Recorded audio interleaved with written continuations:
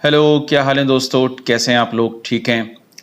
तो आज की क्लास के अंदर हम लोग ये डिस्कस करते हैं कि ऑब्जेक्ट ओरिएंटेड प्रोग्रामिंग क्या होती है और ऑब्जेक्ट ओरिएंटेड प्रोग्रामिंग के थ्रू हम किस तरह के प्रॉब्लम्स को सॉल्व कर सकते हैं और इसके फंडामेंटल कॉन्सेप्ट्स क्या होते हैं और ये है कि ये क्यों हर प्रोग्रामिंग लैंग्वेज इसकी सपोर्ट देती है। हर प्रोग्रामिंग लैंग्वेज के अंदर ऑब्जेक्ट ओरिएंटेड प्रोग्रामिंग की सपोर्ट या उसकी फंक्शनैलिटी या आप चाहे आप सी प्लस प्लस लें या जावा लें या फिर पाइथन या फिर सी शार्प, हर जितनी भी आपको हाई लेवल प्रोग्रामिंग लैंग्वेजेस मिलेंगी उनके अंदर आपको ऑब्जेक्ट ओरिएंटेड प्रोग्रामिंग के थ्रू प्रोग्राम डेवलप करने की सपोर्ट मिलती है। ये फीचर सेट हर हाई लेवल प्रोग्रामिंग लैंग्वेज जो है वो प्रोवाइड कर रही है। अब सवाल ये है कि ऐसी क्या चीज़, ऐसे क्या एडवांटेजेस ये ऑब्जेक्ट ओरिएंटेड प्रोग्रामिंग जो है वो देती है, ये प्रोवाइड करती है कि जो हर कोई इसको अडॉप्ट करने की तरफ जा रहा है। हर आप देखें किसी भी बड़े आप सॉफ्टवेयर सोल्यूशन को देखें तो ऐसा हो नहीं सकता कि वो सॉफ्टवेयर सोल्यूशन जो है ना वो ऑब्जेक्ट ओरिएंटेड प्रोग्रामिंग की अप्रोचेस को यूज़ ना कर रहा हो, उसके अंदर ऑब्जेक्ट ओरिएंटेड प्रोग्रामिंग यूज़ ना की गई हो। नहीं, ऐसा नहीं हो सकता। जितने लार्ज स्केल सिस्टम्स बनाए जाते हैं, आजकल की दुनिया की बात कर रहा हूँ, आज के वर्ल्ड की बात कर रहा हूँ मैं, ठीक है।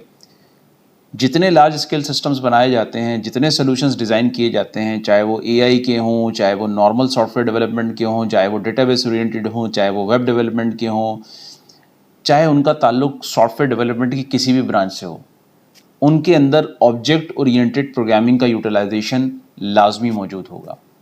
कहीं ऑब्जेक्ट ओरिएंटेड प्रोग्रामिंग से रिलेटेड या ऊप्स की कहीं ना कहीं कोई लाइब्रेरी यूज़ की गई होगी, कोई क्लास यूज़ की गई होगी, कोई। तो ये ऐसा सब कुछ क्यों है?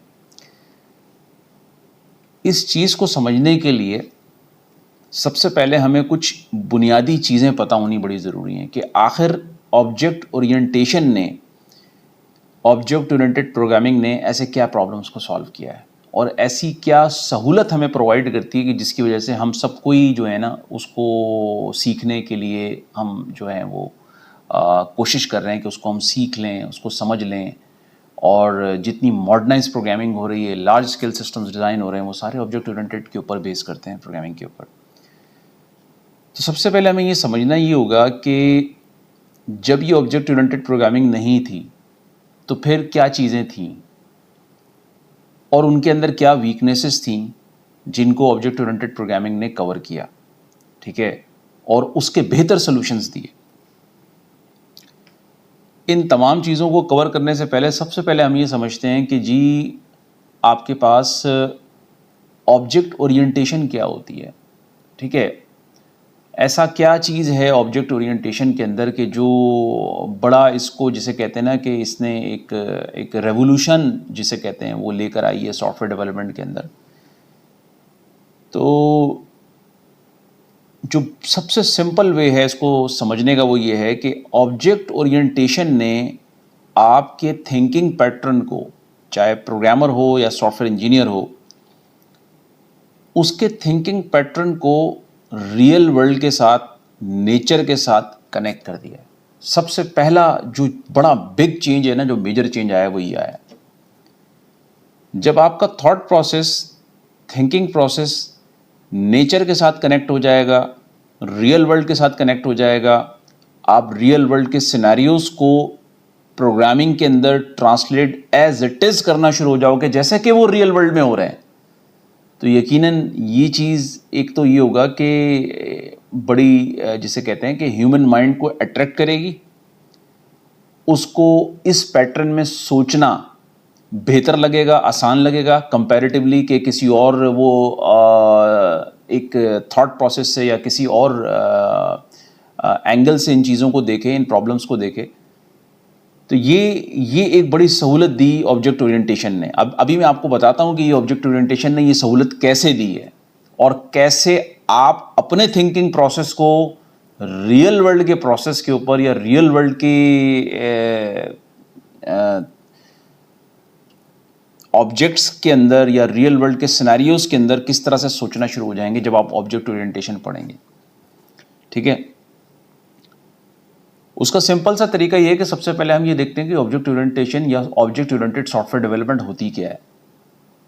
इसकी एक छोटी सी डेफिनेशन है जो कि मेरी अपनी क्रिएट की गई है, जो मैं समझता हूँ, जो मैंने स्टडी किया है, जो मेरा एक्सपीरियंस रहा है, तो वो मैं अपने एक्सपीरियंस की बुनियाद पर ये बता रहा हूँ कि ये बेसिकली क्या है कि जी object oriented software development is an approach to develop software solution using real world objects and simulating their functionality as they are interacting in real life scenarios. जब आप ऑब्जेक्ट ओरिएंटेड सॉफ्टवेयर डेवलपमेंट करने जाते हैं तो software develop आप कैसे करते हो? आपको सबसे पहले एक ऑब्जेक्ट ओरिएंटेड प्रोग्रामिंग चाहिए, आपको एक ऐसी लैंग्वेज चाहिए जो ऑब्जेक्ट ओरिएंटेड प्रोग्रामिंग को सपोर्ट करे, तभी तो सॉफ्टवेयर डेवलप करोगे। सॉफ्टवेयर डेवलप होता कैसे है? प्रोग्रामिंग लैंग्वेज के थ्रू होता है, सिंपल। अगर आप ऑब्जेक्ट ओरिएंटेड सॉफ्टवेयर डेवलप करना चाहते हो, एक ऐसा सॉफ्टवेयर डेवलप करना चाहते हो कि जिसमें आप रियल वर्ल्ड के ऑब्जेक्ट्स को यूज करें, ऐसे यूज करें उन ऑब्जेक्ट्स को जैसे कि वो रियल वर्ल्ड के अंदर इंटरेक्ट कर रहे होते हैं एक दूसरे के साथ, जैसे कि वो रियल वर्ल्ड के सिनेरियोज में एक दूसरे के साथ काम कर रहे होते हैं, या उस सिनेरियो के अंदर वो काम या वर्किंग अपनी फंक्शनैलिटी को शो कर रहे होते हैं।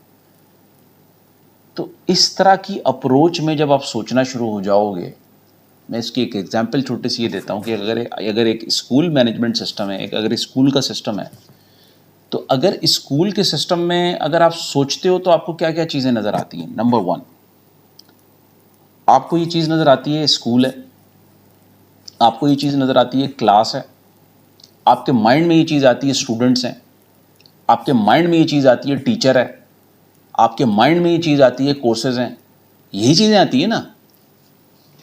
तो ये सारी चीज़ें क्यों आपके माइंड में आती हैं? क्योंकि आप रियल वर्ल्ड के अंदर ये चीज़ें देख रहे हो, आपका डेली इंटरेक्शन है स्कूल्स के साथ। आपका नहीं है, आपके बच्चों का होगा, आपके किसी ब्रदर का होगा, आपके किसी सिस्टर का होगा, किसी ना किसी वे में आपका स्कूल के साथ इंटरेक्शन है, एक कनेक्शन है आपका बना हुआ रियल वर्ल्ड में।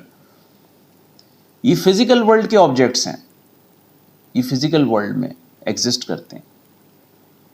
तो अगर आप अपने थिंकिंग पैटर्न को इसी तरीके से सोचने पे शुरू हो जाओगे, इसी तरीके से सोचना शुरू हो जाओगे और इन्हीं चीज़ों को कैप्चर करके, अगर मैं एक स्कूल मैनेजमेंट सिस्टम बनाना चाहता हूं तो मैं पूरा स्कूल का सिनेरियो मैप कर लूं अगर अपनी प्रोग्रामिंग लैंग्वेज के अंदर, और उसके जो रोल्स हैं, उसके जो एक्टर्स हैं, उसके अंदर जो जो चीज़ें वर्क कर रही हैं कि स्कूल मैनेजमेंट सिस्टम में, जैसे मैंने बताया कि जैसे कि स्कूल है, टीचर है, कोर्स है, क्लास है, अगर यही सारी चीज़ें मैं अपने सॉफ्टवेयर सोल्यूशन में ले आऊं तो मैं ये कह सकता हूं कि जी मैंने रियल वर्ल्ड के ऑब्जेक्ट्स को कलेक्ट किया, रियल वर्ल्ड के सिनेरियो को कलेक्ट किया और उसको सॉफ्टवेयर डेवलपमेंट के प्रोसेस का पार्ट बना दिया, या उसका मैंने सोल्यूशन डिज़ाइन कर दिया। ये जो मैंने अप्रोच अडॉप्ट की कि मैंने रियल वर्ल्ड के ऑब्जेक्ट्स को पिक किया और उसके बाद उनको एज इट इज़ मैं कहां पर ले आया, अपनी प्रोग्रामिंग लैंग्वेज के थ्रू लाकर उनसे रिलेटेड, उनके प्रॉब्लम से रिलेटेड मैंने उस सॉफ्टवेयर को डेवलप करके उनको दे दिया। That is called object oriented software development. पहले जब ऑब्जेक्ट ओरिएंटेड प्रोग्रामिंग लैंग्वेजेस नहीं थी, software object oriented software development का प्रोसेस उस तरह का मैच्योर नहीं था, तो पहले फंक्शनल प्रोग्रामिंग होती थी, अभी भी होती है बट मैं बहुत पहले की बात कर रहा हूँ, 60s की बात कर रहे हैं, 70s की बात कर रहे हैं। फंक्शनल प्रोग्रामिंग पे जोर था, प्रॉब्लम को फंक्शंस में डिकम्पोज किया जाता था, प्रॉब्लम को ऑब्जेक्ट के व्यू से, ऑब्जेक्ट के पर्सपेक्टिव में नहीं देखा जाता था, प्रॉब्लम को किसके पर्सपेक्टिव में देखा जाता था, फंक्शंस के पर्सपेक्टिव में, कि जी कौन कौन से फंक्शंस हमें बनाने पड़ेंगे। ये नहीं कहते थे कि कौन कौन से ऑब्जेक्ट आइडेंटिफाई करने पड़ेंगे, नहीं, क्या कहते थे कि जी कौन कौन से फंक्शंस बनाने पड़ेंगे।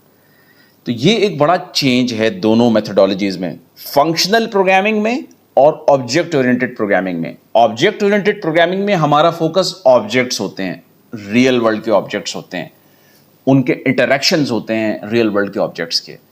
फंक्शनल प्रोग्रामिंग में हमारा फोकस ऑब्जेक्ट्स नहीं होते, फंक्शंस होते हैं। ठीक है, ये बड़ा डिफरेंस है।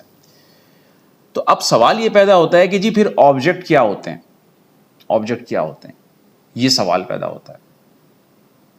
तो जब हम कह रहे हैं कि ऑब्जेक्ट ओरिएंटेड सॉफ्टवेयर डेवलपमेंट के अंदर रियल वर्ल्ड के ऑब्जेक्ट्स हैं, तो इनके ऊपर फिजिकल लॉज, इनको समझने के लिए जो हमारी कॉमन वोकेबलरी है, जो कॉमन हम नॉमेनक्लेचर यूज करते हैं, उसी को यूटिलाइज किया जाएगा। अब कॉमन वोकेबलरी ऑब्जेक्ट्स को आइडेंटिफाई करने के लिए और उनके कैरेक्टरिस्टिक्स को डिफाइन करने के लिए, उनके एक्शंस को डिफाइन करने के लिए हमारे पास हमें ग्रामर से मिलती है। फॉर एग्जाम्पल, अभी कुछ लम्हों के लिए प्रोग्रामिंग को अपने माइंड से निकाल दें। अगर मुझे ये आइडेंटिफाई करना है कि ऑब्जेक्ट्स क्या हैं, अगर आप कोई मुझसे पूछे कि जो ऑब्जेक्ट क्या है, क्लास क्या है, तो मैं ये कहूँगा सिंपल कि हर नाउन इंग्लिश ज़बान के अंदर किसी भी प्लेस, किसी भी नाम को, किसी भी चीज़ को, किसी भी इवेंट को, किसी भी आइडिया को, उसको नाउन कहा जाता है। ये नाउन की डेफिनेशन है। हर क्लास, हर ऑब्जेक्ट नाउन है। यहां पर सबसे पहले आपने इस चीज की क्लैरिटी अपने माइंड के अंदर लानी है। मैं क्या कर रहा हूं, देखिए आप करने क्या जा रहे हैं, आप अपना थिंकिंग पैटर्न चेंज करने जा रहे हैं। Being a software developer, being a software engineer, आप अपना थिंकिंग पैटर्न चेंज करने जा रहे हैं। अब आप फंक्शनल प्रोग्रामिंग के एरा से बाहर आकर ऑब्जेक्ट ओरिएंटेड के अंदर मूव करने जा रहे हैं। तो अब आपने सोचना भी वैसे ही है। तो सोचेंगे कैसे कि जितने भी नाउन्स हैं इस दुनिया के अंदर एग्जिस्ट कर रहे हैं, वो सब के सब क्लासेस हैं, वो सब के सब ऑब्जेक्ट्स हैं, वो सब के सब क्लासेस हैं, वो सब के सब ऑब्जेक्ट्स हैं। तो इसका मतलब ये हुआ कि जितने भी नाउन्स हैं वो सब के सब पोटेंशियल क्लासेस हैं। उनको मैं क्लास कह सकता हूं? जी बिल्कुल क्लास कह सकते हैं। जैसे फॉर एग्जाम्पल, नाउन की डेफिनेशन हमने क्या की? The noun is a name of a person, place, thing, event, idea. A word used to identify any class of the people, place or thing is called a noun. Okay? तो इसका मतलब ये हुआ कि जी सन भी एक नाउन है, moon भी एक नाउन है, ट्री भी एक नाउन है, स्टूडेंट भी एक नाउन है, एम्प्लॉय भी एक नाउन है, सिटी भी एक नाउन है, कंट्री भी एक नाउन है। वो चीज जो आपको नजर आ रही है, जिसको आप अपनी सेंसेस के अंदर महसूस कर सकते हैं, वो सब नाउन है। इस यूनिवर्स के अंदर, इस सेंसेस के अंदर जो चीजें आप महसूस कर सकते हैं, देख सकते हैं, वो सब नाउन है। और जितने नाउन है वो सब क्लासेस हैं। तो इसका मतलब ये हुआ सन भी एक क्लास है, sun is a class, moon is a class, stars और star is a class, sea is a class, tree is a class, student is a class, employee is a class, city is a class। तो ये सब क्या हुए? ये सब classes बन गई हैं। ठीक है? Country is a class.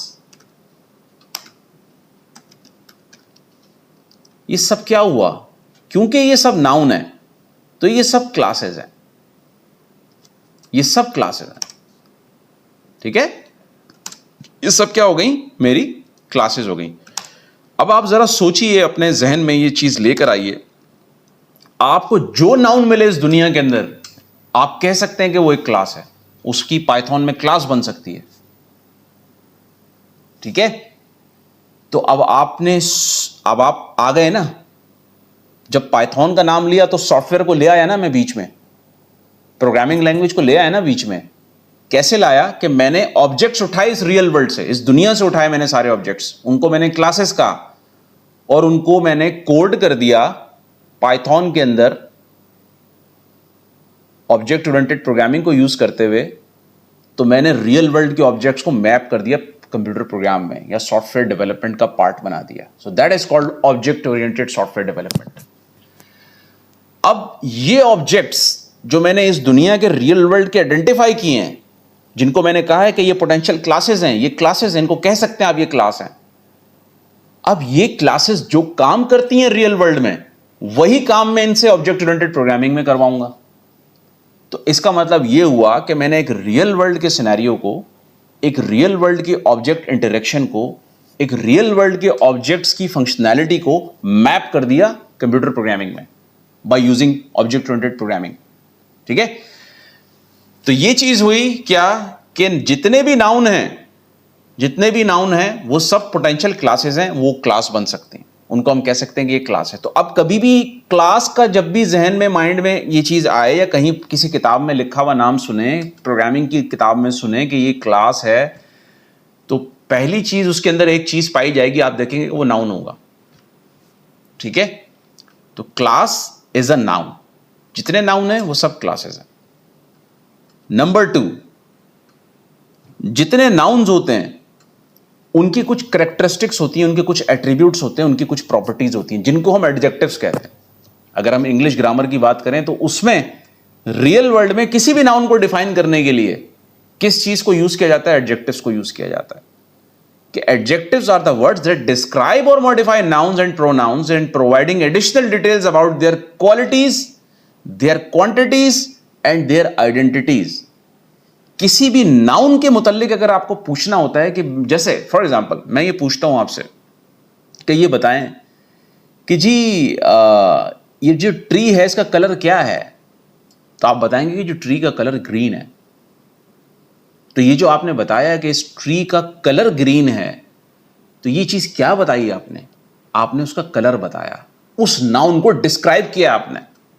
ठीक है, तो मैं ये कह सकता हूं कि जो फॉर एग्जाम्पल अगर ये ट्री की क्लास है, इज अ क्लास, अगर मैं ये कह रहा हूं, तो अब मैं इसके एडजेक्टिव्स क्या डिफाइन करूंगा? ट्री का कलर, ये इसका कलर है ग्रीन। ट्री की लेंथ, ये इसका कलर है, ये इसकी लेंथ है। ठीक है, लेट से मैंने कहा जी इसकी लेंथ जो है वो 1 मीटर है। ठीक है, ट्री की हाइट,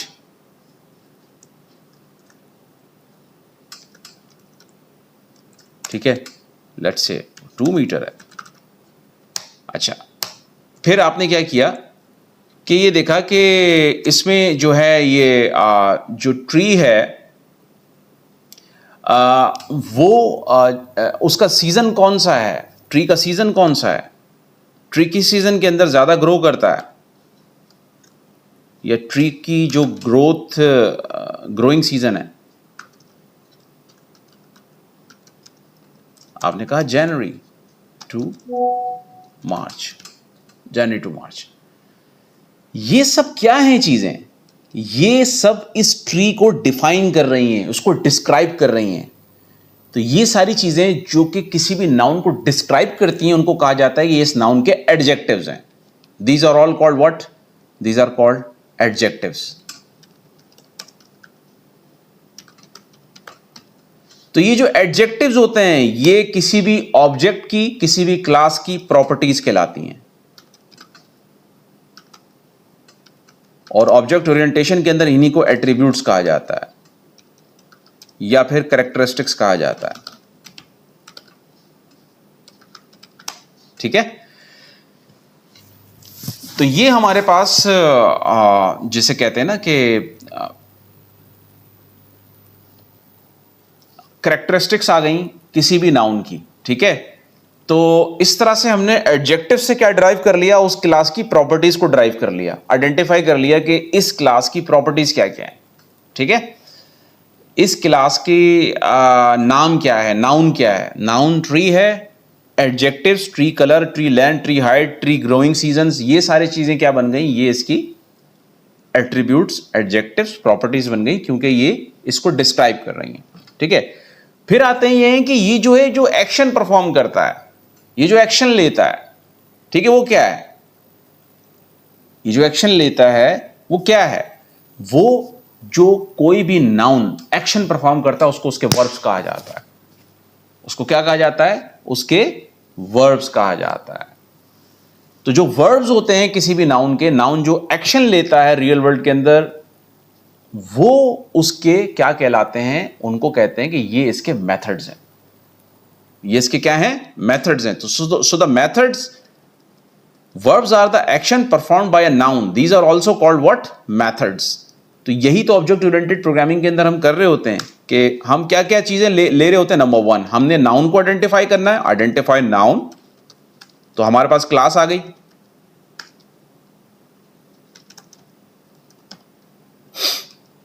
आइडेंटिफाई ऑब्जेक्ट एडजेक्टिव्स,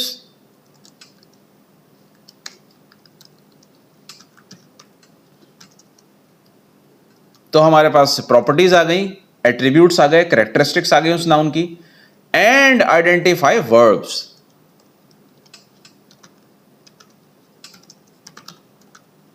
तो जब हम वर्ब्स को आइडेंटिफाई करते हैं तो वो हमारे पास क्या बन जाते हैं, हमारे पास मेथड्स आ गए उस क्लास के। ठीक है, तो मेथड्स क्या है हमारे पास? पहला मेथड ट्री का, ट्री क्या करता है जी? ट्री ग्रो करता है, ग्रो, ये फर्स्ट मेथड आ गया। ठीक है जी, तो ये एक एक्शन है ट्री का कि वो ग्रो करता है, क्योंकि इट्स अ लिविंग थिंग, उसने ग्रो करना है। ठीक है, तो जो एक्शंस हैं वो हमारे पास ये आते हैं। अच्छा, और क्या करता है ट्री जी? Provide, provide oxygen, oxygen provide करता है, ये भी इसका एक एक्शन हो गया, ये वर्ब हो गया, इसका मेथड्स हो गए।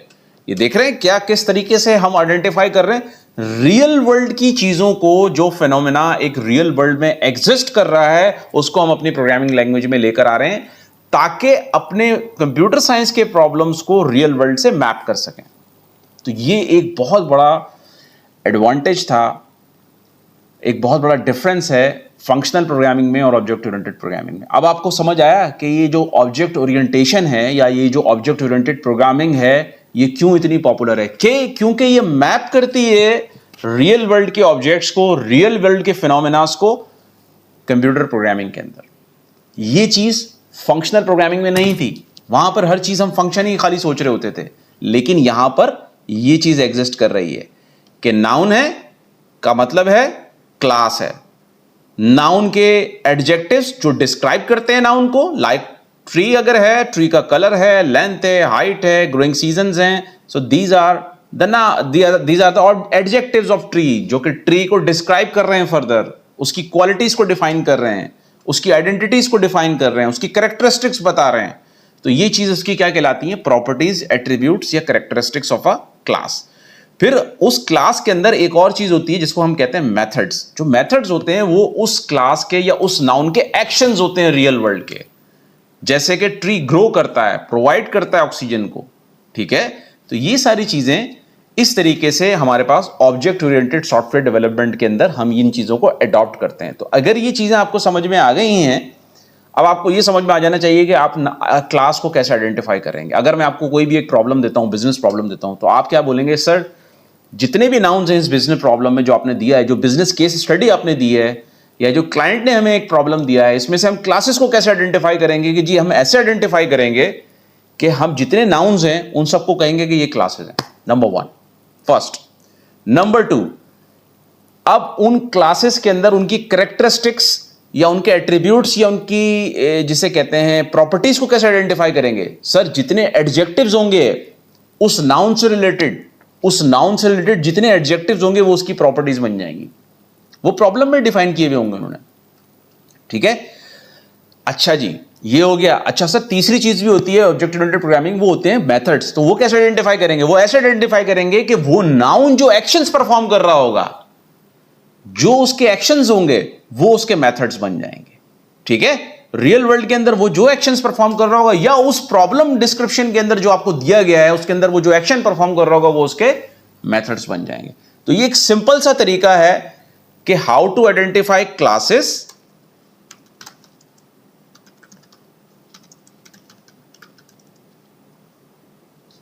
or objects. You can also say that these are objects. How to identify classes, objects, their attributes and methods. ये कैसे करेंगे? Simple, objects and classes nouns identification से पता चल जाएगा, देयर एट्रीब्यूट्स एडजेक्टिव्स की आइडेंटिफिकेशन से पता चल जाएगा प्रॉब्लम डोमेन में, देयर मेथड्स उनके एक्शंस क्या है नाउन के, वो आपको बताएंगे कि वो मेथड्स। तो अगर यहां तक बात समझ में आ गई है तो अब आपका असाइनमेंट ये होना चाहिए कि बगैर प्रोग्रामिंग किए हुए कोई प्रोग्रामिंग करने की जरूरत नहीं है अभी इस वक्त। सिंपली आप क्या करें कि एमएस वर्ड की ऐसे इस तरीके से आप एमएस वर्ड की आप क्या करेंगे, इस तरीके से एक डॉक्यूमेंट को ओपन करेंगे और यहां पर आपने क्या करना है, कुछ नहीं करना है।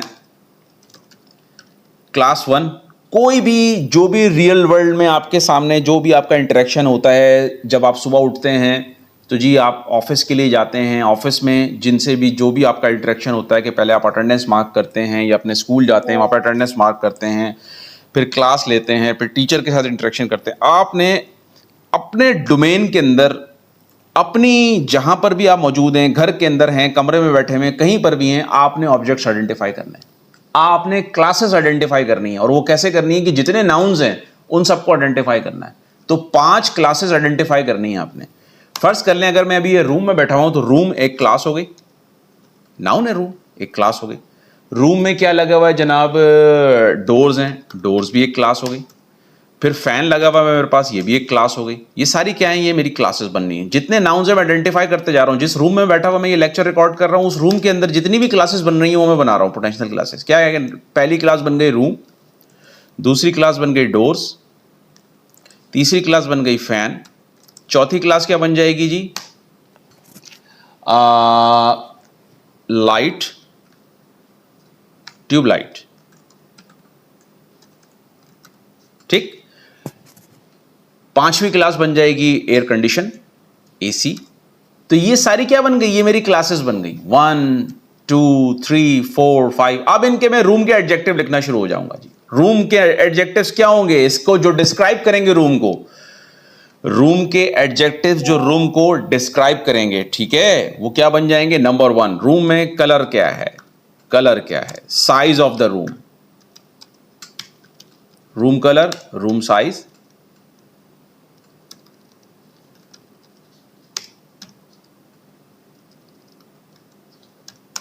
नंबर ऑफ डोर्स,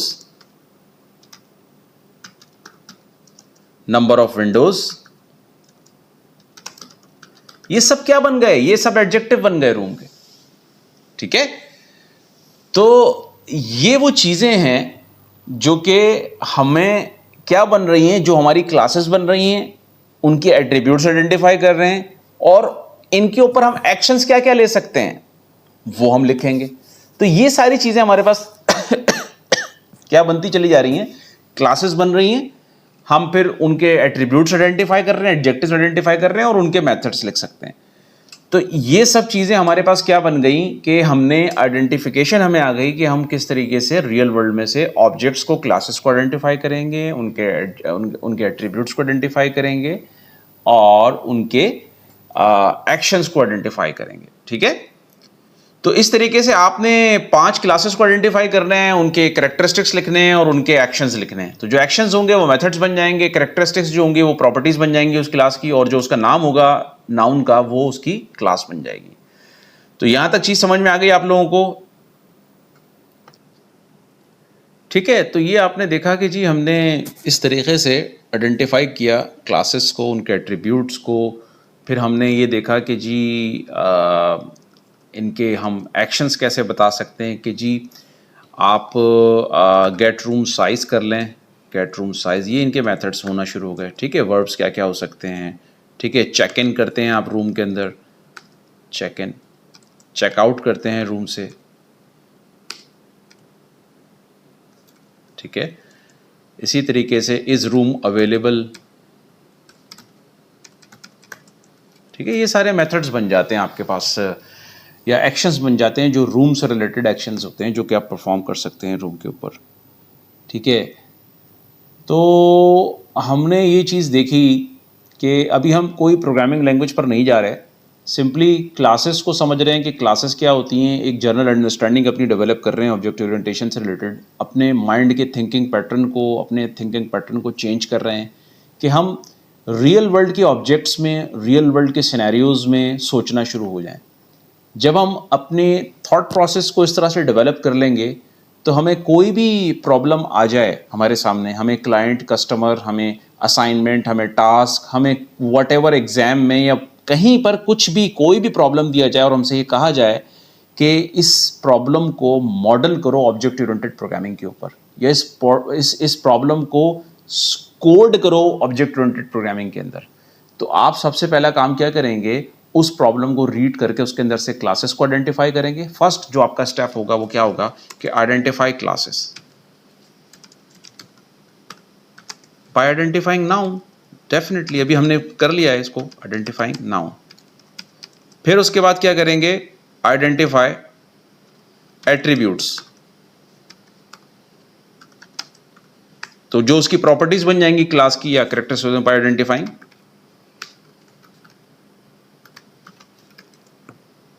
एडजेक्टिव्स क्या हैं, and then identify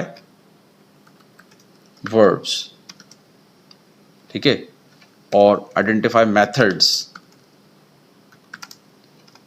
bye identifying their verbs, ठीक है, और एक्शंस। तो ये सिंपल प्रोसेस है ऑब्जेक्ट ओरिएंटेशन का। अब हम थोड़ा सा और क्विकली चीज़ों को देखते हैं।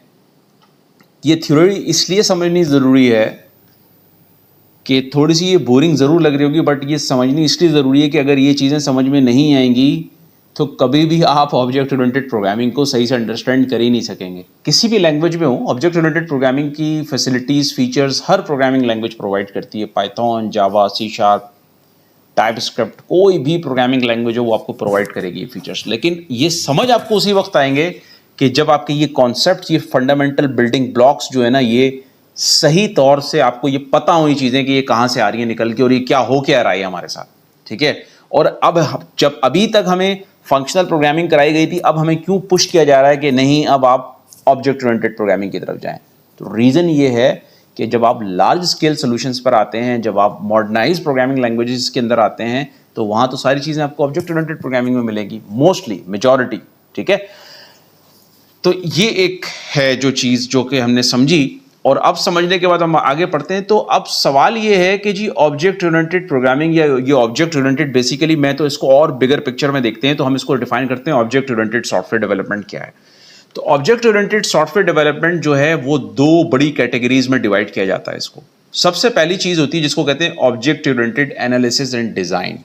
सबसे पहली चीज़, यानी अगर मैं ऑब्जेक्ट ओरिएंटेड सॉफ्टवेयर डेवलपमेंट का प्रोसेस आपसे बोलूं तो उसकी दो ब्रॉडर कैटेगरीज में डिवाइड होता है वो प्रोसेस, यानी कि दो सब प्रोसेसेस में डिवाइड होता है। पहले प्रोसेस का नाम होता है, उसको कहते हैं OOAD, यानी कि object oriented analysis and design. ये फर्स्ट प्रोसेस का पार्ट होता है, यानी कि जब हम सॉफ्टवेयर डेवलपमेंट स्टार्ट करते हैं ऑब्जेक्ट ओरिएंटेड वे के अंदर, तो पहले हम ऑब्जेक्ट ओरिएंटेड की ऑब्जेक्ट्स की एनालिसिस करते हैं और उनकी डिजाइनिंग करते हैं। ये वो चीजें जो मैंने अभी आपको ऊपर कराई हैं, जो पहला पार्ट मैंने आपको कराया, ये जो पार्ट मैंने आपको कराया, मैंने आपको ऑब्जेक्ट ओरिएंटेड एनालिसिस करवा दी है। ये आपने कर ली। कैसे कर ली? आपने नाउन्स आइडेंटिफाई की, आपने क्लासेस आइडेंटिफाई की, आपने उनके कैरेक्टरिस्टिक्स को आइडेंटिफाई किया, एट्रीब्यूट्स को आइडेंटिफाई किया बाय एडजेक्टिव्स, फिर आपने उनके वर्ब्स, उनके एक्शंस को आइडेंटिफाई किया। तो ये एक बड़ी बुनियादी लेवल की, एक फंडामेंटल लेवल की आपने ऑब्जेक्ट ओरिएंटेड एनालिसिस कर ली, ठीक है। Object oriented analysis and design आपने कर ली, ठीक है। अब आप आते हैं सेकंड पार्ट की तरफ। तो जब आपके पास object oriented analysis and design हो गई, यानी कि आपने क्लासेस आइडेंटिफाई कर ली, एट्रीब्यूट्स आइडेंटिफाई कर लिए, एक्शंस आइडेंटिफाई कर लिए, मेथड आइडेंटिफाई कर लिए, तो अब अगला पार्ट आता है, वो क्या? वो आता है ऊप का। Now you are going to program those identified objects in your programming language, ठीक है। अब आप क्या करने जा रहे हैं? ऑब्जेक्ट ओरिएंटेड प्रोग्रामिंग को यूज करते हुए उन ऑब्जेक्ट्स को कोड करेंगे अपने प्रोग्राम के अंदर, ठीक है। तो ये दो पार्ट हैं। ऑब्जेक्ट ओरिएंटेड सॉफ्टवेयर डेवलपमेंट का प्रोसेस जो है वो दो बड़ी कैटेगरीज में डिवाइड होता है, दो बिग पार्ट्स में डिवाइड होता है। Number one, object oriented analysis and design. ये पहले करना पड़ता है। जो भी प्रॉब्लम आपके पास आए, जो भी कस्टमर ने आपको सोल्यूशन दिया है बनाने के लिए, जो भी आपको स्टेटमेंट, प्रॉब्लम स्टेटमेंट दी गई है एग्जाम के अंदर, आपने उसमें से एनालाइज करना है कि जी इसमें क्लासेस क्या कौन सी हैं, एट्रीब्यूट्स क्या हैं, एक्शंस क्या हैं, ये आइडेंटिफाई कर लिया आपने, ऑब्जेक्ट्स क्या हैं आइडेंटिफाई कर लिया, तो आपने फर्स्ट पार्ट कंप्लीट कर लिया। Now you are going to perform the second part, कि अब आप उस रियल वर्ल्ड का जो आपने एनालिसिस और डिजाइन करके निकाली हैं, चीजें आइडेंटिफाई की हैं, अब उसको आप प्रोग्रामिंग के अंदर कोड करने जा रहे हैं, ठीक है। अब यहां जब ऑब्जेक्ट ओरिएंटेड प्रोग्रामिंग की बात आएगी तो अब आपके पास मल्टीपल फ्लेवर्स मौजूद हैं। आप C++ के अंदर भी ऑब्जेक्ट ओरिएंटेड प्रोग्रामिंग कर सकते हैं, आप जावा के अंदर भी कर सकते हैं, आप C# के अंदर भी कर सकते हैं। तो हम जो करेंगे ऑब्जेक्ट ओरिएंटेड प्रोग्रामिंग वो करेंगे पाइथन के अंदर, ठीक है, क्योंकि हम पाइथन लैंग्वेज कर रहे हैं तो हम पाइथन में करेंगे। तो ये एक प्रोसेस है जिसको कि आपको सबसे पहले अंडरस्टैंड करने की जरूरत है। ये थ्योरी इसलिए बताई गई है कि अब अगर आपके सामने ये थ्योरी होगी तो अब अगर आप फ्यूचर में कोई भी लैंग्वेज पढ़ेंगे जिसके अंदर ऑब्जेक्ट ओरिएंटेड प्रोग्रामिंग की सपोर्ट मौजूद होगी तो आपको पता होगा कि ये मैं क्यों कर रहा हूं। आपको ये पता होगा कि इससे पहले मैंने ऑब्जेक्ट ओरिएंटेड एनालिसिस कर ली है। आपको पता होगा कि हाँ अब मैं ऑब्जेक्ट ओरिएंटेड प्रोग्रामिंग की तरफ आऊंगा। आपको पता होगा कि हाँ यार इस सॉफ्टवेयर को डेवलप करने के लिए मैं object oriented software development process को फॉलो कर रहा हूं, यानी कि मैं इन दो मेजर कैटेगरीज को ओबे करूंगा। ठीक है, object oriented analysis and design को एंड ऑब्जेक्ट ओरिएंटेड प्रोग्रामिंग को। जब हम object oriented analysis and design की बात करते हैं तो उसमें तीन शख्सियात के बारे में जरूर पढ़िए, अगर आपके पास टाइम हो तो जरूर पढ़िएगा। एक है ग्रेडी बूश, दूसरे आइवर जैकबसन जिन्होंने यूज केसेस बनाए, ग्रेडी बूश जिन्होंने यूएमएल यानी यूनिफाइड मॉडल लैंग्वेज को बनाने में एक बड़ा इंपॉर्टेंट रोल प्ले किया। ये यूनिफाइड मॉडल लैंग्वेज हम बताएंगे आपको बाद में, अभी आप इस वक्त इसको सिर्फ इतना ही समझ लें कि एक सिंबॉलिक लैंग्वेज है, एक यूनिफॉर्म सिंबॉलिक लैंग्वेज है जिसके थ्रू क्या किया जाता है, क्लासेस, ऑब्जेक्ट्स, उनके एट्रीब्यूट्स को और उनके मेथड्स को रिप्रेजेंट किया जाता है ग्राफिकल वे के अंदर। ठीक है, एक पिक्टोरियल फॉर्म के अंदर रिप्रेजेंट किया जाता है। तो ये ग्रेडी बूश ने ये लैंग्वेज बनाई थी कम्युनिकेट करने के लिए, यूजर से रिक्वायरमेंट्स को लेने के लिए, या प्रोग्रामर्स या सॉफ्टवेयर इंजीनियर्स अगर आपस में कम्युनिकेट कर रहे हैं तो उनको एक यूनिफाइड या कॉमन लैंग्वेज चाहिए। ठीक है, हर बंदा पाइथन का प्रोग्रामर नहीं है। अगर हम एक सॉफ्टवेयर हाउस के अंदर काम कर रहे हैं तो जरूरी नहीं है कि उसके अंदर सारे लोग पाइथन के प्रोग्रामर हो सकता है उसके अंदर एक जावा का प्रोग्रामर हो सकता है उसके अंदर एक C++ का प्रोग्रामर हो सकता है उसके अंदर एक पाइथन का प्रोग्रामर हो। अगर पाइथन के प्रोग्रामर को और जावा के प्रोग्रामर को और C++ के प्रोग्रामर को आपस में इंटरेक्ट करना है तो उनको एक कॉमन लैंग्वेज चाहिए जिसको कहते हैं UML। अब समझ लीजिएगा इस तरह से। ठीक है, तो वो ग्रेडी बूश ने बनाई थी। फिर आइवर जैकबसन ने यूज केसेस बनाए, सिनेरियो एनालिसिस।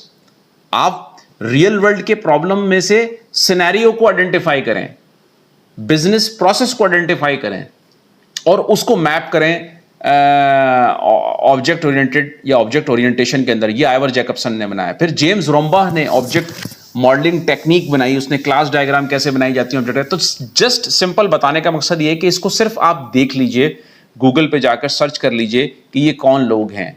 इन्होंने बहुत काम किया है इस चीज को फॉर्मलाइज करने के लिए, ऑब्जेक्ट ओरिएंटेशन को की एडॉप्शन और ऑब्जेक्ट ओरिएंटेशन को एक फॉर्मल वे देने के लिए कि जी जिसको के सॉफ्टवेयर इंजीनियर्स, प्रोग्रामर्स अडॉप्ट करें और बड़े लार्ज स्केल सॉल्यूशंस बनाएं। तो इसमें जो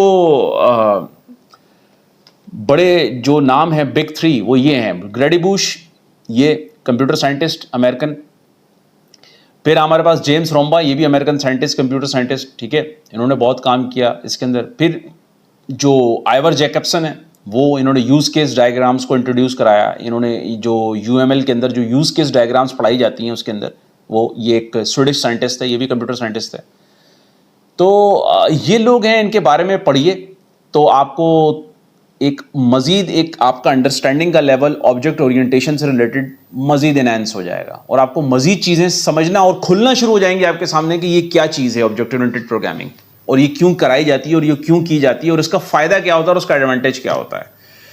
ठीक है, तो ये चीज़ें हैं। तो अब हम अपने पास चलते हैं कि यहाँ तक हमें चीज़ समझ में आ गई कि हमने ये देख लिया कि ऑब्जेक्ट ओरिएंटेड सॉफ्टवेयर डेवलपमेंट करने के लिए हमें दो चीज़ों की ज़रूरत होगी, object oriented analysis and design की, जिसको कि ग्रेडी बूश ने, आइवर जैकबसन ने और जेम्स रोम्बा ने बड़े आसानी से इन चीज़ों को इन्वेंट करके सॉल्व कर दिया है। और हमने एक बेसिक लेवल की अंडरस्टैंडिंग ये ले भी ली object oriented analysis and designing की कि जब भी कोई प्रॉब्लम हमारे सामने आएगा तो उसमें से हमने क्लासेस को कैसे आइडेंटिफाई करना है, एट्रीब्यूट्स को उनके कैसे आइडेंटिफाई करना है, एक्शंस को यानी कि मेथड्स को कैसे आइडेंटिफाई करना है।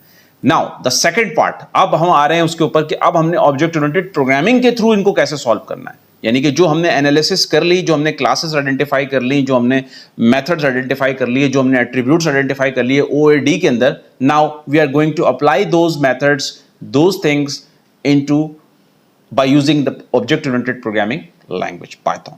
ठीक है, तो ये काम अब हम करने जा रहे हैं, हम क्लासेस बनाते हैं। ठीक है जी, तो हम ये क्लास बनाने जा रहे हैं। तो हम सबसे पहले पाइथन के अंदर ऑब्जेक्ट ओरिएंटेड प्रोग्रामिंग के अंदर हम आ गए हैं और अब हम अपने ऑब्जेक्ट ओरिएंटेड प्रोग्रामिंग के थ्रू जो हम ने ऑब्जेक्ट आइडेंटिफाई किया है, लेट से हमने आइडेंटिफाई किया है क्लास, उसका नाम है स्टूडेंट, लेट से। क्लास का मतलब है नाउन, जो आपने object oriented analysis and design के अंदर आइडेंटिफाई किया है, नाउन। ठीक है, अब नाउन, ये तो हो गया नाउन स्टूडेंट। स्टूडेंट का एक स्टूडेंट आईडी होता है जिसको हम रोल नंबर कहते हैं, स्टूडेंट का एक नाम होगा। ठीक है, स्टूडेंट किसी किसी कोर्स के अंदर रजिस्टर्ड होगा, या उसका सॉरी सबसे पहले उसका एक एड्रेस होगा। ठीक है, अरे स्टूडेंट है, जब आप एक बीइंग अ स्टूडेंट रजिस्टर्ड होते हैं किसी भी स्कूल के अंदर जाके, कॉलेज यूनिवर्सिटी के अंदर जाकर, तो आपको सबसे पहले क्या चीज़ मिलती है, आपको जो पहला एट्रीब्यूट असाइन होता है या पहली जो चीज़ असाइन होती है आपकी एडजेक्टिव, जो आपको डिफाइन करती है कि ये रोल नंबर 63 किसका है, ये रोल नंबर 63 नासिर साहब का है। ये रोल नंबर 23 किसका है, ये रोल नंबर 23 जो है ये मैडम फरा का है। ये रोल नंबर 31 किसका है, ये मिस्टर अली का है। ठीक है, तो ये सारी चीज़ें क्या होती हैं, ये एक नाउन को, स्टूडेंट को डिस्क्राइब कर रही हैं। ठीक है, उसके एट्रीब्यूट्स या उसकी कैरेक्टरिस्टिक्स हैं। तो सबसे पहले हमारे पास आ जाएगा क्या, कि हमने ये लिखा कि जी रोल नंबर है, रोल नंबर है। ठीक है, और इसको हमने इनिशियलाइज कर दिया लेट से नन से अभी। ठीक है, तो इसको इनिशियलाइज करना ज़रूरी है पहले। ठीक, फिर हमारे पास आता है जी कि हमारे पास फिर क्या आता है, उसका फर्स्ट नेम। हम कहते हैं जी फर्स्ट नेम आया,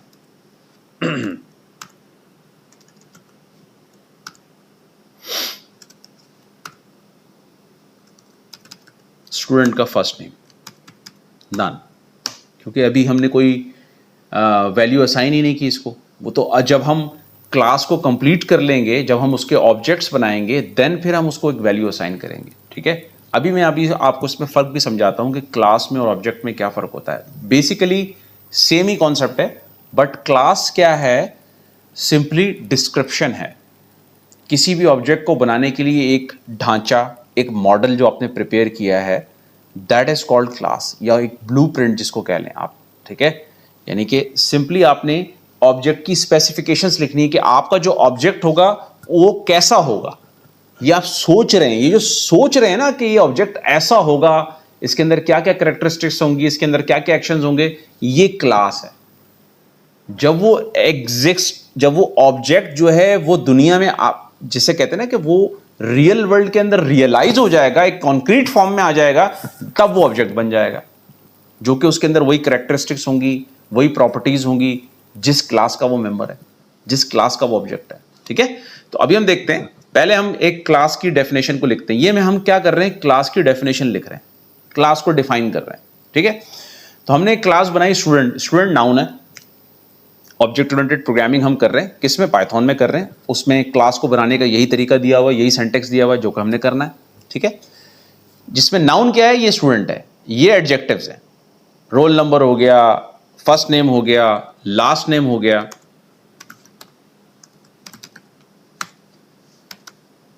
ठीक है, उसका एड्रेस हो गया, कहां रहता है वो, ये उसका एड्रेस हो गया। ठीक है, तो ये हमने 4 एट्रीब्यूट्स आइडेंटिफाई किए स्टूडेंट के। अब हम क्या करने जा रहे हैं कि हम क्या करेंगे, एक अदद कंस्ट्रक्टर बनाएंगे। अभी ये मैं सब आपको बताता हूं कि ये कंस्ट्रक्टर क्या होता है।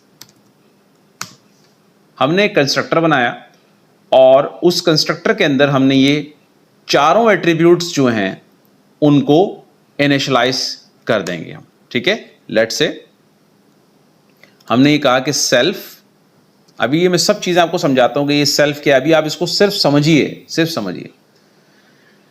Self roll number is equal to, और ये 4 एट्रीब्यूट्स मैंने यहां पे भी डिफाइन कर दिए, self roll number comma first name. चलें इसको हम थोड़ा सा और आर नंबर कर लेते हैं, शॉर्ट करते हैं, आर नंबर, एफ नेम,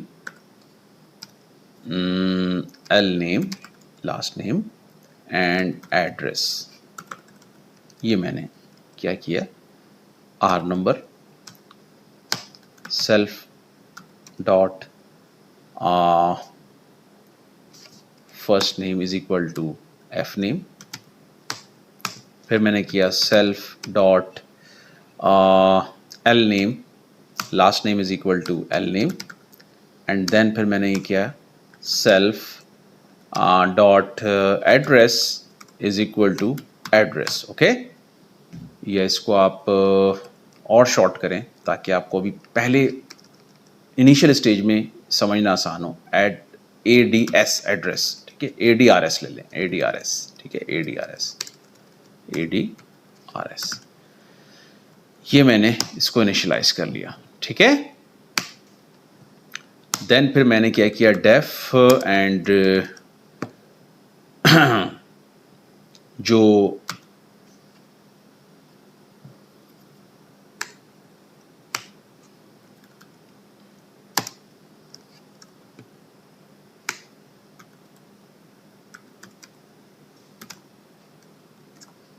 एक डिस्प्ले का हमने मेथड बनाया जो कि क्या करेगा, प्रिंट करेगा जब हम कॉल करेंगे।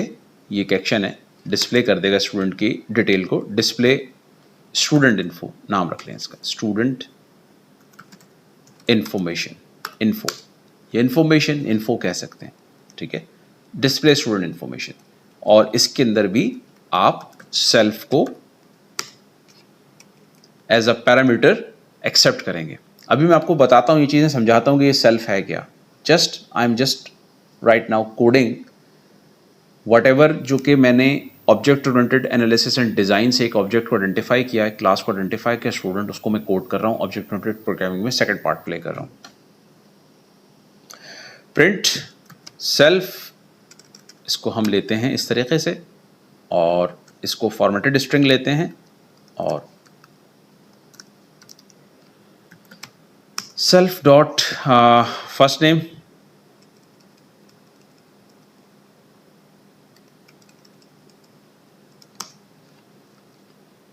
कॉमा, स्पेस दिया, सेल्फ डॉट लास्ट नेम, उसके बाद first name last name, comma, फिर हमने दिया सेल्फ डॉट, बल्कि इसमें सबसे पहले हमारे पास रोल नंबर आना चाहिए यहाँ पर, तो हम यहाँ पे सबसे पहले लेते हैं roll number, self dot roll number space comma, और फिर ये फर्स्ट नेम आया, लास्ट नेम आया, फिर कॉमा, एंड देन लास्ट में हमारे पास एड्रेस आएगा उसका, स्टूडेंट का क्या एड्रेस क्या है, सेल्फ डॉट एड्रेस, ठीक है। तो ये हमने पूरे स्टूडेंट की जो डिटेल थी उसको हमने प्रिंट करा दिया। डिस्प्ले स्टूडेंट इन्फो के नाम से हमने एक मेथड बनाया और उस तरह से हमने इसको हमने प्रिंट करा दिया, ठीक है। तो ये हमारे पास से एक तरीके से स्टूडेंट की क्लास हमने बनाई, उसके अंदर हमने 4 एट्रीब्यूट्स लिए, कैरेक्टरिस्टिक्स ली। ये उसके समझ लें कि नाउन है, ये जो है उसके एट्रीब्यूट्स हैं, ठीक है जी। ये जनाब जो मेथड हमने बनाया है इसको कहते हैं कंस्ट्रक्टर। अभी मैं आपको बताता हूँ ये क्या होता है, ठीक है। और ये सिंपल एक मेथड है,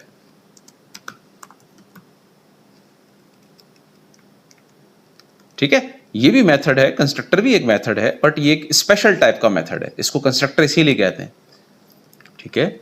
ये भी एक मेथड है, स्पेशल मेथड, ठीक है। तो ये इस तरीके से हमारे पास ये क्लास बन गई, ठीक है। अब हम आगे बढ़ते हैं और हम इसमें 2 मेथड्स और बनाएंगे। एक होता है जिसको हम कहते हैं डिस्ट्रक्टर, तो हम बनाएंगे डिस्ट्रक्टर,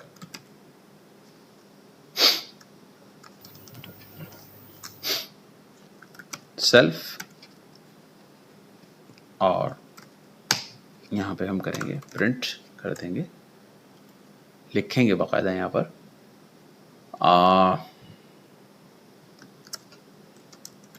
आई एम डिस्ट्रक्टर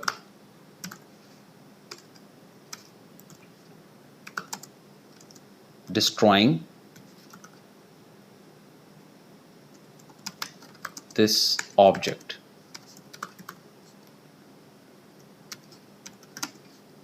अभी ये मैं आपको सब चीज़ें समझाता हूँ कि ये क्या होते हैं, फिर हम एक और ऑब्जेक्ट बनाते हैं, उसको हम नाम देते हैं str का, string representation of an object.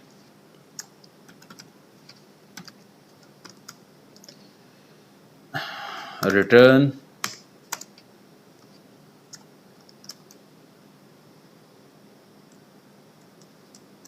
I am custom student, sorry,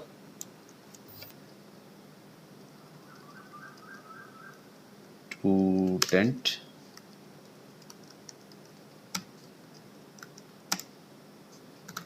string representation.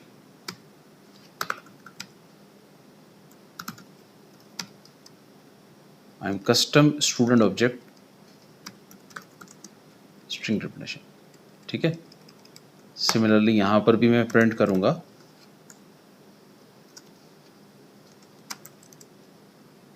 I am constructor now creating this object,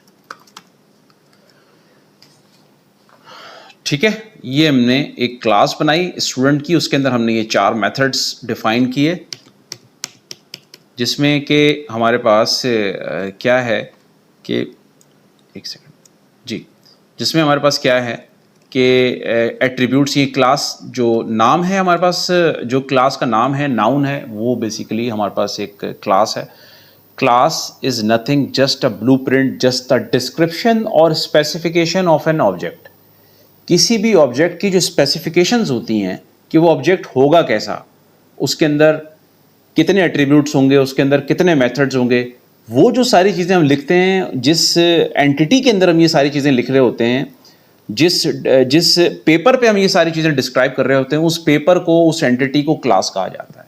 आप ये कह सकते हैं कि class is a blueprint of an object. Blueprint का मतलब यही होता है कि उसकी आप डिस्क्रिप्शन देते हैं ऑब्जेक्ट की, कि उस ऑब्जेक्ट में क्या क्या चीज़ें होंगी। तो जब मैं इस क्लास स्टूडेंट का ऑब्जेक्ट बनाऊंगा रियल वर्ल्ड में, रियल प्रोग्राम में, तो उसके अंदर ये सारी चीज़ें होंगी। क्या क्या चीज़ें होंगी? उसके अंदर रोल नंबर होगा, फर्स्ट नेम होगा, लास्ट नेम होगा, एड्रेस होगा, और ये सारी चीज़ें होगी। अगर खाली मैं क्लास को ही रहने दूं ऐसे और उसका कोई ऑब्जेक्ट ना बनाऊं, तो ये क्लास कभी भी मेमोरी के अंदर कोई जगह नहीं लेगी, ये कभी भी एक्टिव नहीं होगी। क्लास को एक्टिव होने के लिए, क्लास को जो उसकी डेजिग्नेटेड रिस्पॉन्सिबिलिटी है वो रोल प्ले करने के लिए ऑब्जेक्ट की जरूरत होती है। Object is a dynamic form, or you can say that object is an active form of an class. किसी भी क्लास की जो एक्टिव फॉर्म होती है वो कहलाती है ऑब्जेक्ट। और जब आप किसी क्लास का ऑब्जेक्ट बनाते हैं तो मेमोरी में वो जगह लेता है, तो वो मेमोरी के अंदर जगह ऑक्यूपाई करता है, तो वो प्रोसेस का पार्ट बनता है, ठीक है। तो वो काम करना शुरू करती है क्लास। अगर आप उसका कोई ऑब्जेक्ट ना बनाए उस क्लास का, वो क्लास कुछ भी नहीं है, जस्ट प्लेन इंग्लिश में लिखी हुई एक स्पेसिफिकेशन और डिस्क्रिप्शन है, दैट्स इट, और कुछ नहीं है वो क्लास। क्लास को जो उसको रोल दिया गया है वो प्ले करने के लिए ऑब्जेक्ट की जरूरत होती है। तो जब आप उस क्लास से रिलेटेड उसका ऑब्जेक्ट बनाते हैं, तब उस क्लास में लिखी हुई सारी डिस्क्रिप्शन वो ऑब्जेक्ट जो है वो परफॉर्म करना, एक्ट करना शुरू हो जाता है उसके मुताबिक। एक्टर होता है ऑब्जेक्ट, इस तरह समझ लें आप, ठीक है। तो क्लास जो है जस्ट उसकी लिखी हुई डायरेक्शंस हैं जो उसने रोल प्ले करना है, और जब हम उसका ऑब्जेक्ट क्रिएट करते हैं उस क्लास का, तो वो उसका एक्टर बन जाता है, और वो एक्टर फिर वो रोल प्ले करना शुरू हो जाता है, वो मेमोरी में जगह भी लेता है, और वो प्रोसेस के अंदर भी जगह लेता है, वो सीपीयू भी कंज्यूम करना शुरू हो जाता है, वो सारे काम करना शुरू हो जाता है, ठीक है। तो ये चीज़ है जो बेसिक बुनियादी चीज़ें समझने की। तो अभी हमने क्या किया, एक क्लास की डिस्क्रिप्शन लिखी है, स्टूडेंट क्लास की डिस्क्रिप्शन, जिसमें हमने उसके बताए 4 एट्रीब्यूट्स होंगे, वो 4 मेथड्स होंगे। पहला मेथड कंस्ट्रक्टर है। कंस्ट्रक्टर वो मेथड होता है, वो उसको इनिट से इस तरीके से डबल डैश इनिट करके इस तरीके से इस फॉर्मेट में लिखा जाता है। हर मेथड का क्लास के अंदर डिफाइन किए गए हर मेथड का सबसे पहला पैरामीटर जो होगा वो सेल्फ होगा, ठीक है। सबसे पहला पैरामीटर क्या होगा? सेल्फ होगा। ये आप लिखेंगे हर क्लास के अंदर जो भी मेथड बनाएंगे, चाहे वो कंस्ट्रक्टर बनाए, चाहे वो डिस्ट्रक्टर बनाए, चाहे वो स्ट्रिंग रिप्रेजेंटेशन का मेथड बनाए उस ऑब्जेक्ट का, वो उसका जो पहला पैरामीटर होगा उस मेथड का, उस फंक्शन का, वो क्या होगा? वो सेल्फ होगा। सेल्फ क्या है? Self representing the current instance of a class. Current instance, जो भी करंट इंस्टेंस है, जो भी एक्टिव इंस्टेंस है, दैट इज कॉल्ड सेल्फ। ठीक है, इसको समझ लें। So what is self? Current self representing current instance of a class, current instance of a class or object। ठीक है, तो जो भी क्लास का करंट इंस्टेंस होगा, जो क्लास का इंस्टेंस होता है, ये याद रखिएगा, जो क्लास का इंस्टेंस होता है दैट इज कॉल्ड ऑब्जेक्ट। अभी हमने यही बात की ना कि क्लास को अगर आप विदाउट ऑब्जेक्ट देखेंगे तो वो जस्ट डिस्क्रिप्शन है, जस्ट स्पेसिफिकेशन है, जस्ट ब्लूप्रिंट है, नथिंग एल्स। लेकिन जब वो उसके अंदर आप एक तरीके से उसको एक एक्टिव रोल दे देंगे, उसके अंदर जिसे कहते हैं ना कि एक लाइफ उसके अंदर आप उसको दे देंगे, तो फिर वो क्या बन जाएगा? वो एक एक्टर बन जाएगा, वो एक इंस्टेंस बन जाएगा। जब कोई भी चीज इंस्टेंस बनती है तो वो मेमोरी भी लेगी, वो प्रोसेस भी बनाएगी, वो मेमोरी भी लेगी और वो प्रोसेस का पार्ट भी बनेगी। ये बात याद रखिएगा। तो जो इंस्टेंस होता है, इंस्टेंस विल ऑक्यूपाई मेमोरी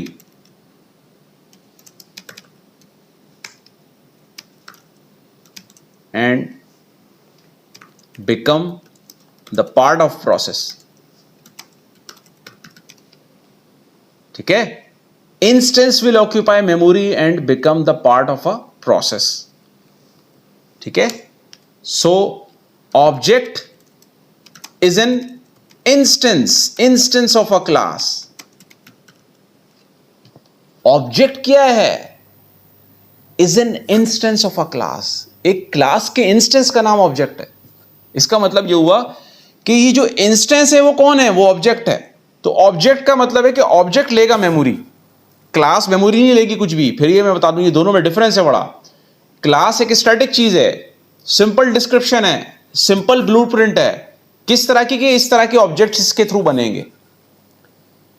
तो जो उसकी एक्टिव फॉर्म है क्लास की, that is called object. That's why we are saying that it's an instance. ठीक है, जो कि मेमोरी भी लेगा, जो कि पार्ट ऑफ द प्रोसेस भी होगा, जो सीपीयू के साइकिल्स भी लेगा, जो कंप्यूटेशंस भी परफॉर्म करेगा, जो एक्टिविटी परफॉर्म करेगा, वो एक्टिविटी जो कि क्लास के डिस्क्रिप्शन में डिफाइन है, वो मेथड परफॉर्म करेगा, वो एक्शन परफॉर्म करेगा जो कि क्लास के मेथड्स में डिफाइन है, वो प्रोसेस डिफाइन करेगा, वो प्रोसेस परफॉर्म करेगा, वो बिजनेस लॉजिक परफॉर्म करेगा जो क्लास के मेथड्स में डिफाइन है। वो कौन करेगा? वो ऑब्जेक्ट करेगा। जब तक आप इस क्लास को ऑब्जेक्ट नहीं बनाएंगे, ये कुछ नहीं है, जस्ट प्लेन इंग्लिश लिखी हुई है। तो एक चीज हमें ये पता चली कि जब भी हम ऑब्जेक्ट ओरिएंटेड प्रोग्रामिंग करेंगे तो हमें दो चीजों की जरूरत होगी। पहली चीज, हमें क्लास की डिस्क्रिप्शन लिखनी है। सेकंड चीज, जब हम डिस्क्रिप्शन लिख लेंगे इस तरीके से, यानी कि एट्रीब्यूट्स बता लिए, मेथड्स बना लिए, सारी चीजें लिख ली, उसके बाद आपने क्या करना है? उसका एक ऑब्जेक्ट बनाना है ताकि उसको एक एक्टिव रोल्स दे सकें आप, ताकि उसके थ्रू वो एक्टिविटी परफॉर्म करवा सकें जो कि इस क्लास में लिखी गई है कि इसने करनी है। इस तरह के ऑब्जेक्ट में जो भी ऑब्जेक्ट इस क्लास का बनेगा। तो अब मैं क्या करने जा रहा हूं? इस क्लास का एक अदद ऑब्जेक्ट क्रिएट करने जा रहा हूं। वो कैसे क्रिएट होगा? लेट से मैंने उसका नाम दिया ऑब्जेक्ट, कुछ भी नाम दे सकते हैं, कोई भी नेमिंग नाम आप दे सकते हैं, यूजर डिफाइंड नेम है, ओबीजी नाम दिया मैंने object. OBJ is equal to student नाम देंगे क्लास का, और आगे पैरेंथेसिस देंगे। उसने खुद बताया कि जब आप किसी भी क्लास के ऑब्जेक्ट को बनाते हैं तो बेसिकली उसके कंस्ट्रक्टर को कॉल करते हैं। तो जो उसका कंस्ट्रक्टर हमने डिफाइन किया है, उसका कंस्ट्रक्टर क्या कर रहा है आपसे? उसका कंस्ट्रक्टर आपसे 1 2 3 4 5 पैरामीटर्स ले रहा है। जब भी क्लास का ऑब्जेक्ट बनाते हैं, उस क्लास का, किसी भी क्लास का ऑब्जेक्ट बनाते हैं, तो सबसे पहले क्या देते हैं? क्लास का नाम देते हैं, और इस तरीके से क्लास का नाम देते हैं। ये मैं ऑब्जेक्ट बनाने जा रहा हूं, क्लास का नाम दिया मैंने, स्टूडेंट क्लास का नाम है, और उसके बाद ये पैरेंथेसिस देंगे, यानी कि उसके कंस्ट्रक्टर को कॉल करेंगे। तो जो क्लास का नाम होता है, जब आप क्लास का नाम देते हैं ऑब्जेक्ट बनाते हुए, तो जो सबसे पहला मेथड बाय डिफॉल्ट कॉल होता है वो कहलाता है उसका क्लास का कंस्ट्रक्टर।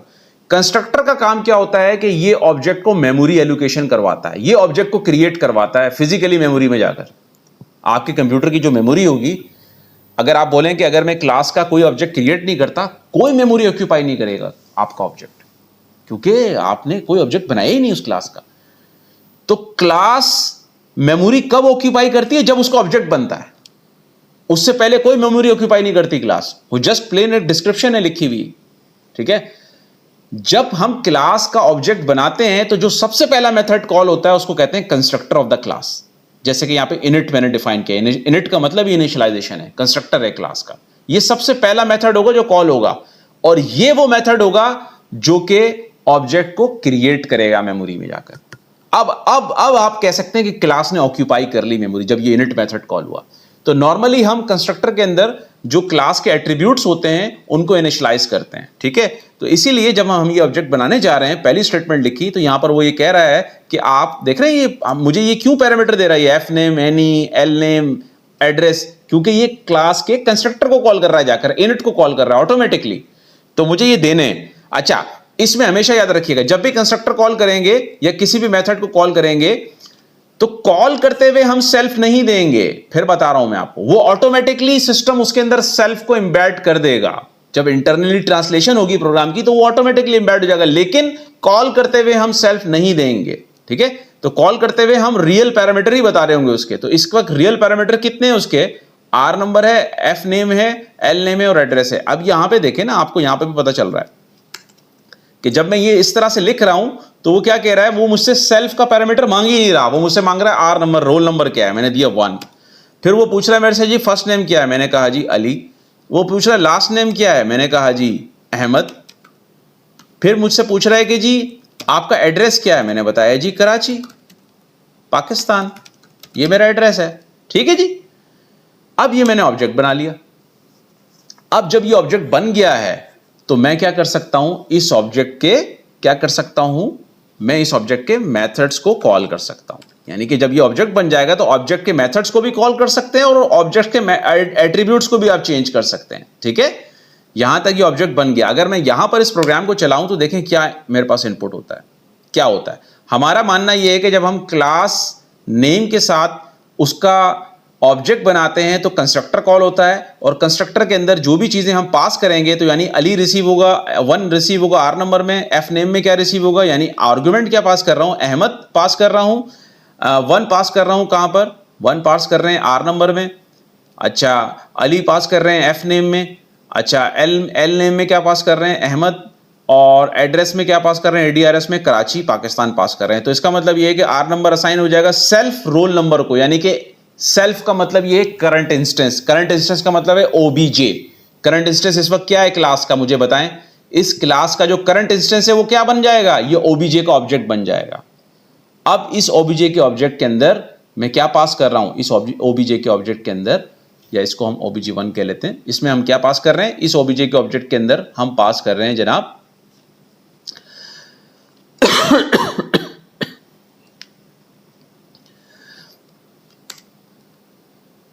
हम पास कर रहे हैं 1 अली अहमद कराची पाकिस्तान, ये हम पास कर रहे हैं, ठीक है। तो इसका इनिट का मेथड कॉल होगा, ये इस तरीके से ऑब्जेक्ट इनिशियलाइज हो जाएगा और ये प्रिंट करेगा I am a constructor now creating this object, ठीक है, और ऑब्जेक्ट में क्रिएट कर रहा हूं। तो अब हम इसको पहले प्रोग्राम को चला के देखते हैं। अच्छा जी, तो हमारे पास ये एक एरर है, पहले हम ये एरर खत्म करते हैं इसमें।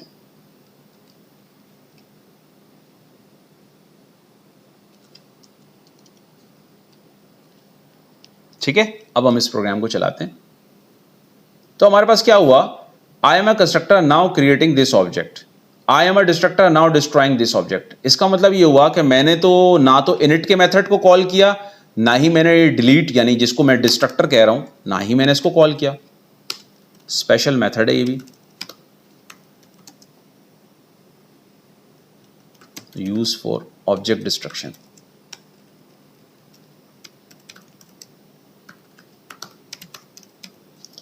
जब ऑब्जेक्ट डिस्ट्रॉय होता है, यानी ये देखिएगा कि ये बड़ा एक इंपॉर्टेंट फीचर है पाइथन का जिसको कहते हैं garbage collection.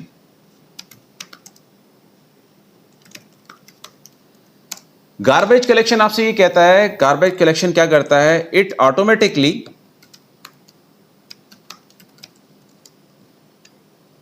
deallocates memory and destroy objects which are no longer used in the class, in the program. वो ऑब्जेक्ट्स, वो क्लासेस के ऑब्जेक्ट्स जो कि अब प्रोग्राम में यूज नहीं हो रहे, कोई यूटिलाइजेशन नहीं है, या आफ्टर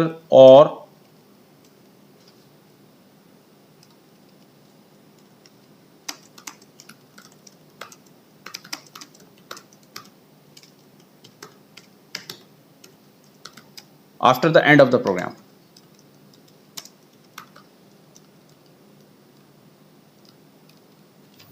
वो ऑब्जेक्ट्स जो प्रोग्राम में यूज नहीं हो रहे उनको मेमोरी उनकी डीएलोकेशन करता है गार्बेज कलेक्शन का प्रोसेस। ये बड़ा एक इंपॉर्टेंट प्रोसेस है जो कि ऑटोमेटिकली पीछे पाइथन के अंदर रन हो रहा होता है। पाइथन हो गया, सी शार्प हो गई, जावा हो गई, उनके अंदर ये कैपेबिलिटी है कि उनके अंदर एक मेमोरी की क्लींजिंग का प्रोसेस या मेमोरी क्लीनअप का प्रोसेस मौजूद होता है जो कि ऑटोमेटिकली मेमोरी को पीछे से क्लीनअप भी कर रहा होता है। वो ऑब्जेक्ट्स, वो क्लासेस जो कि यूटिलाइज नहीं हो रही प्रोग्राम में इतनी ज़्यादा, या उनकी ज़रूरत नहीं है, उनका कोई रेफरेंस मौजूद नहीं है, कोई एक्टिव रेफरेंस, कोई उनका एक्टिव इंस्टेंस मौजूद नहीं है, तो गार्बेज कलेक्शन का प्रोसेस क्या करता है, उन ऑब्जेक्ट्स में से को मेमोरी उनकी डीएलोकेट करवा देता है। इस तरह से क्या होता है कि आपके प्रोग्राम की जो मेमोरी यूटिलाइजेशन होती है वो बहुत अच्छी होती है, और आपको इस चीज़ की फिक्र करने की ज़रूरत नहीं है कि अगर लेट से आप प्रोग्राम टर्मिनेट भी कर देते हैं तो कोई ऐसा ऑर्फन रेफरेंस जो है आपके प्रोग्राम का या आपके ऑब्जेक्ट्स का अभी भी मेमोरी में एग्जिस्ट करता है। तो यही वो मसले मसाइल थे जो C++ के साथ थे। C++ के अंदर गार्बेज कलेक्शन टाइप की कोई चीज़ मौजूद नहीं है। तो वहां पर जब हम ऑब्जेक्ट को क्रिएट करते हैं तो हमारी रिस्पॉन्सिबिलिटी होती है प्रोग्रामर की कि वो ऑब्जेक्ट को डिस्ट्रॉय भी करता है। वहां पे कोई ऑटोमेटिक डिस्ट्रक्शन नहीं होती। फिर बता रहा हूं मैं, इस तरह से गार्बेज कलेक्शन नहीं होती C++ के अंदर। यही वजह है कि C++ के अंदर मेमोरी लीकेज के इश्यूज आते हैं। तो वहां अगर अच्छा प्रोग्रामर नहीं होगा और उसने रिसोर्सेज को क्लीन अप नहीं किया, ऑब्जेक्ट्स को क्लीन अप नहीं किया, ऑब्जेक्ट्स से मेमोरी डीएलोकेशन नहीं करवाई, तो वो ऑब्जेक्ट्स मेमोरी में प्रोग्राम टर्मिनेट होने के बावजूद भी एग्जिस्ट करते हैं, जो कि आपकी मेमोरी को करप्ट करते हैं, आपकी मेमोरी को फिल करते हैं, आपका सिस्टम हैंग होता है और फिर आपको रीस्टार्ट करनी पड़ती है मशीन, और एप्लीकेशन के अंदर आउटेज आती है। ये बहुत बड़ा फ्लॉ था C++ के साथ, जिसको जो आने वाली मॉडर्नाइज लैंग्वेजेस हैं लाइक पाइथन, सी शार्प, जावा, उन्होंने कवर किया, और उन्होंने एक प्रोसेस इंट्रोड्यूस कराया जिसका नाम है गार्बेज कलेक्शन। गार्बेज कलेक्शन का प्रोसेस क्या करता है, फिर समझा रहा हूं। वो ऑब्जेक्ट्स, वो क्लासेस, वो वेरिएबल्स जो कि आपके प्रोग्राम में उनका कोई रेफरेंस मौजूद नहीं है, उनका कोई इंस्टेंस मौजूद नहीं है, एक्टिव इंस्टेंस है ही कोई नहीं, अब सब कुछ खत्म हो चुका है, उनकी मेमोरी को वो ऑटोमेटिकली रिलीज कर देते हैं। और आपका प्रोग्राम जब टर्मिनेट हो जाता है, एंड ऑफ लाइफ हो जाता है, तो आपकी मेमोरी को, आपके प्रोग्राम को जो भी एलोकेशंस हुई थी ऑब्जेक्ट्स की, उनको वो डीएलोकेट करवा दें। ठीक है, तो इससे क्या हुआ कि भाई जो प्रोग्रामर्स थे उनका एक बहुत बड़ा बर्डन जो है मेमोरी को मैनेज करने का, वो गार्बेज कलेक्शन के प्रोसेस ने अपने कंधों पे ले लिया। ठीक है, अब आपको इतना फिक्र करने की जरूरत नहीं है, लेकिन इसका मतलब ये नहीं है कि आप फिक्र ना करें और आप मेमोरी के ऊपर नजर ना रखें। नहीं, नजर जरूर रखनी है। ठीक है, गार्बेज कलेक्शन के प्रोसेस की एक बहुत बड़ी सपोर्ट मौजूद है, बट स्टिल आपने भी इस चीज का ख्याल करना है कि वो रिसोर्सेज जो आपके प्रोग्राम में यूटिलाइज नहीं हो रही, उनको क्लीन अप करें, उनको क्लोज करें। कोई फाइल आपने ओपन की है, उसको क्लोज कनेक्शन करना भूल गए, भाई क्लोज करें उसको। अगर कोई डेटाबेस का कनेक्शन ओपन किया है, उसको क्लोज करना भूल गए, भाई क्लोज करें उसको। तो क्लीन अप करना प्रोग्रामर की स्टिल रिस्पॉन्सिबिलिटी है, बट गार्बेज कलेक्शन का प्रोसेस भी आपके पीछे है जो ये काम करता है। ठीक है, क्लीन अप करता है, रिसोर्सेज को, मेमोरी को डिलोकेट करवाता है। ठीक है, तो अब हम आते हैं इस पे कि जी ये क्या हुआ, हमने तो कॉल किया ही नहीं डिस्ट्रक्टर को, तो ये फिर ये कैसे कॉल हो गया, ये मेथड खुद ब खुद कॉल हो गया कि I am a destructor now destroying this object. ये क्यों कॉल हुआ? ठीक है, कंस्ट्रक्टर समझ में आता है, वो इसलिए कॉल हुआ, कंस्ट्रक्टर के मैंने ये ऑब्जेक्ट बनाया, मैंने ये कॉल किया, इसलिए कंस्ट्रक्टर कॉल हुआ। लेकिन डिस्ट्रक्टर क्यों हुआ? इसका मतलब ये हुआ कि ऑब्जेक्ट की एक लाइफ साइकिल होती है। ऑब्जेक्ट की लाइफ साइकिल क्या होती है? जब आप एक ऑब्जेक्ट क्रिएट करते हैं, एक क्लास का ऑब्जेक्ट बनाते हैं, तो ऑब्जेक्ट की लाइफ साइकिल क्या होती है? ऑब्जेक्ट की लाइफ साइकिल ये होती है कि ऑब्जेक्ट की लाइफ साइकिल में सबसे पहला काम, नंबर 1, जब आप ऑब्जेक्ट क्रिएट करते हैं तो क्या कॉल होता है? कंस्ट्रक्टर। जब आपका प्रोग्राम फिर क्या करता है? ऑब्जेक्ट अपनी वर्किंग करता है, जो भी आप उससे काम करवाते हैं उसके मेथड्स को कॉल करते हैं, ऑब्जेक्ट वर्किंग करता है। उसके बाद तीसरे नंबर पर जब आपका प्रोग्राम टर्मिनेट होता है तो क्या होता है? गार्बेज कलेक्शन का प्रोसेस क्या कॉल करता है? डिस्ट्रक्टर।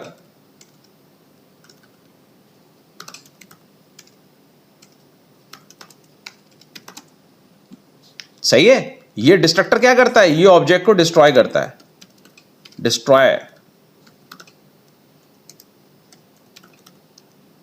ठीक है, डिस्ट्रॉय करता है ऑब्जेक्ट को। या जब ऑब्जेक्ट डिस्ट्रॉय हो रहा होता है उस वक्त ये मेथड कॉल होता है डिस्ट्रक्टर का। ठीक है, तो ये एक ऑब्जेक्ट का लाइफ साइकिल है। कंस्ट्रक्टर कॉल होता है, इसका मतलब है क्रिएटिंग ऑब्जेक्ट, ऑब्जेक्ट क्रिएट हो रहा है, इनिशियलाइज हो रहा है at the time of object creation for initializing their attributes. ठीक है, constructor at the time of object creation पहला मेथड होता है जो कॉल होता है ऑटोमेटिकली। आप नहीं कॉल करते, खुद कॉल होता है। जैसे ही आप ऑब्जेक्ट का, जैसे आप उसका क्लास का ऑब्जेक्ट बनाते हैं, जो पहला मेथड कॉल होता है वो उसका कंस्ट्रक्टर कॉल होता है, क्लास का, ऑब्जेक्ट का। जब आपका प्रोग्राम एंड होता है तो जो आखिरी मेथड कॉल होता है वो डिस्ट्रक्टर होता है, वो ऑटोमेटिकली कॉल होता है। तभी तो ये मैसेज प्रिंट हुआ। देखिए, I am a constructor now creating this object. जब मैंने कंस्ट्रक्टर कॉल किया तो ये तो कंस्ट्रक्टर कॉल हो गया, ये समझ में आ रहा है मुझे। ठीक है जी, ये कॉल हुआ, इसने ये इनिशियलाइज किया और उसके बाद ये मेथड क्यों कॉल हुआ? डेल का, def del self special method use for object destruction. ये मेथड कब कॉल होता है? अगर आप इसको डिफाइन करते हैं अपनी क्लास के अंदर, तो ये वो लास्ट मेथड होता है जो ऑब्जेक्ट को डिस्ट्रक्शन से पहले, प्रोग्राम को एंड हो रहा, जब आपका प्रोग्राम एंड हो रहा होता है उस वक्त ऑब्जेक्ट सारे डिस्ट्रॉय हो रहे होते हैं, गार्बेज कलेक्शन, मेमोरी डिलोकेट करवा रहा होता है, उस वक्त ये लास्ट मेथड है जो कॉल होता है ऑब्जेक्ट को डिस्ट्रॉय करने के लिए। ठीक है, तो इसलिए ये ऑटोमेटिकली कॉल हुआ और आपके पास यहां पर ये मैसेज प्रिंट हुआ। हमने, क्योंकि इसके बाद, इस स्टेटमेंट के बाद मैंने कोई स्टेटमेंट नहीं लिखी, तो इसलिए ये फाइनल स्टेटमेंट थी। इसके बाद प्रोग्राम टर्मिनेट हो गया, तो जब प्रोग्राम टर्मिनेट होने के लिए तरफ जाएगा तो डिस्ट्रक्टर को कॉल करेगा। अब हमने एक और मेथड इसमें लिखा है, वो लिखा है जी डिस्प्ले स्टूडेंट इंफॉर्मेशन। तो हम इसकी स्टूडेंट की इंफॉर्मेशन, क्योंकि हमने अब जब ऑब्जेक्ट बना लिया तो अब हम क्या करते हैं? ऑब्जेक्ट डॉट, अब देखें यहां पर इसके मेथड्स आने शुरू हो गए। डिस्प्ले इंफॉर्मेशन, ये हम देते हैं मेथड, और देखते हैं कि ऑब्जेक्ट की क्या इंफॉर्मेशन डिस्प्ले होती है। हमने ऑब्जेक्ट की क्या डेफिनेशन, क्या इंफॉर्मेशन सेट की है इस ऑब्जेक्ट की? 1 अली अहमद कराची पाकिस्तान, और ये। ठीक है, अब हम इसको प्रिंट कराते हैं ऑब्जेक्ट। ये डिस्प्ले स्टूडेंट इन्फो का जो मेथड है ये क्या करेगा? ये सिंपली प्रिंट कर देगा जो भी एट्रीब्यूट्स हमने सेट किए हैं। एट्रीब्यूट्स की वैल्यू, यानी कि इस ऑब्जेक्ट ओबीजी की जो भी एट्रीब्यूट्स की वैल्यू सेट की है, यानी कि ये मैंने सेट की है इस वक्त करंट इंस्टेंस की, वो इनको डिस्प्ले कर देगा। अब इस प्रोग्राम को चला के देखते हैं। देखिए क्या हुआ? आई एम ए कंस्ट्रक्टर, पहले जाहिर है फर्स्ट लाइन एग्जीक्यूट हुई, कंस्ट्रक्टर कॉल हुआ, तो कंस्ट्रक्टर के अंदर हमने ये डिफाइन किया हुआ, ये सही बिल्कुल प्रिंट हुआ, आई एम ए कंस्ट्रक्टर। बल्कि पहले इसको आप सीलेक्ट करें, अब दोबारा चलाएं। पहली लाइन कंस्ट्रक्टर कॉल हुआ, प्रोग्राम जब शुरू हुआ चलना, कंस्ट्रक्टर कॉल होगा क्योंकि हम ऑब्जेक्ट बना रहे हैं, और कंस्ट्रक्टर को हमने ये वैल्यूज पास की, ऑब्जेक्ट क्रिएट हुआ। उसके बाद हमने ऑब्जेक्ट का method display student info call किया, जिसमें उसने बताया कि जी ये हमने डिस्प्ले स्टूडेंट इन्फो में लिखा था उसका roll number, first name, last name और एड्रेस प्रिंट होगा, और वो चीज़ प्रिंट हुई। Roll number, first name, last name और ये एड्रेस प्रिंट हो गया। ठीक है, अच्छा जी, अब हमारे पास क्या है कि जी ये बताइए कि ये तो हमने प्रिंट कर लिया। अच्छा, फिर क्या है कि अगर हर ऑब्जेक्ट की एक, बल्कि पहले मैं ये करता हूं कि मैं इसको कमेंट कर देता हूं। एक मैंने मेथड था डेफ का str के नाम से, स्टैटिक अंडरस्कोर str, इसको मैंने कमेंट आउट कर दिया। अब मैं अगर फर्ज कर लें चाहता हूं, ये तो यहां तक तो मुझे बात समझ में आया, मैं चाहता हूं कि इस ऑब्जेक्ट को प्रिंट कराऊं, कि देखता हूं ये ऑब्जेक्ट क्या है, और इस ऑब्जेक्ट को प्रिंट कराता हूं।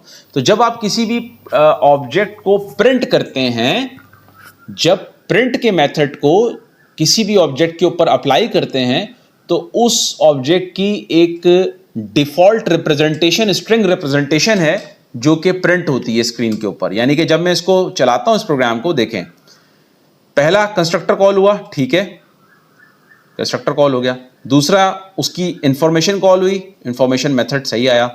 तीसरा मैंने क्या किया कि प्रिंट करो इस ऑब्जेक्ट को। जब मैंने इस ऑब्जेक्ट को प्रिंट कराया तो इसकी देखें ये क्या, इसकी प्रिंट हुई main dot student object at, और ये मेमोरी एड्रेस प्रिंट हुआ।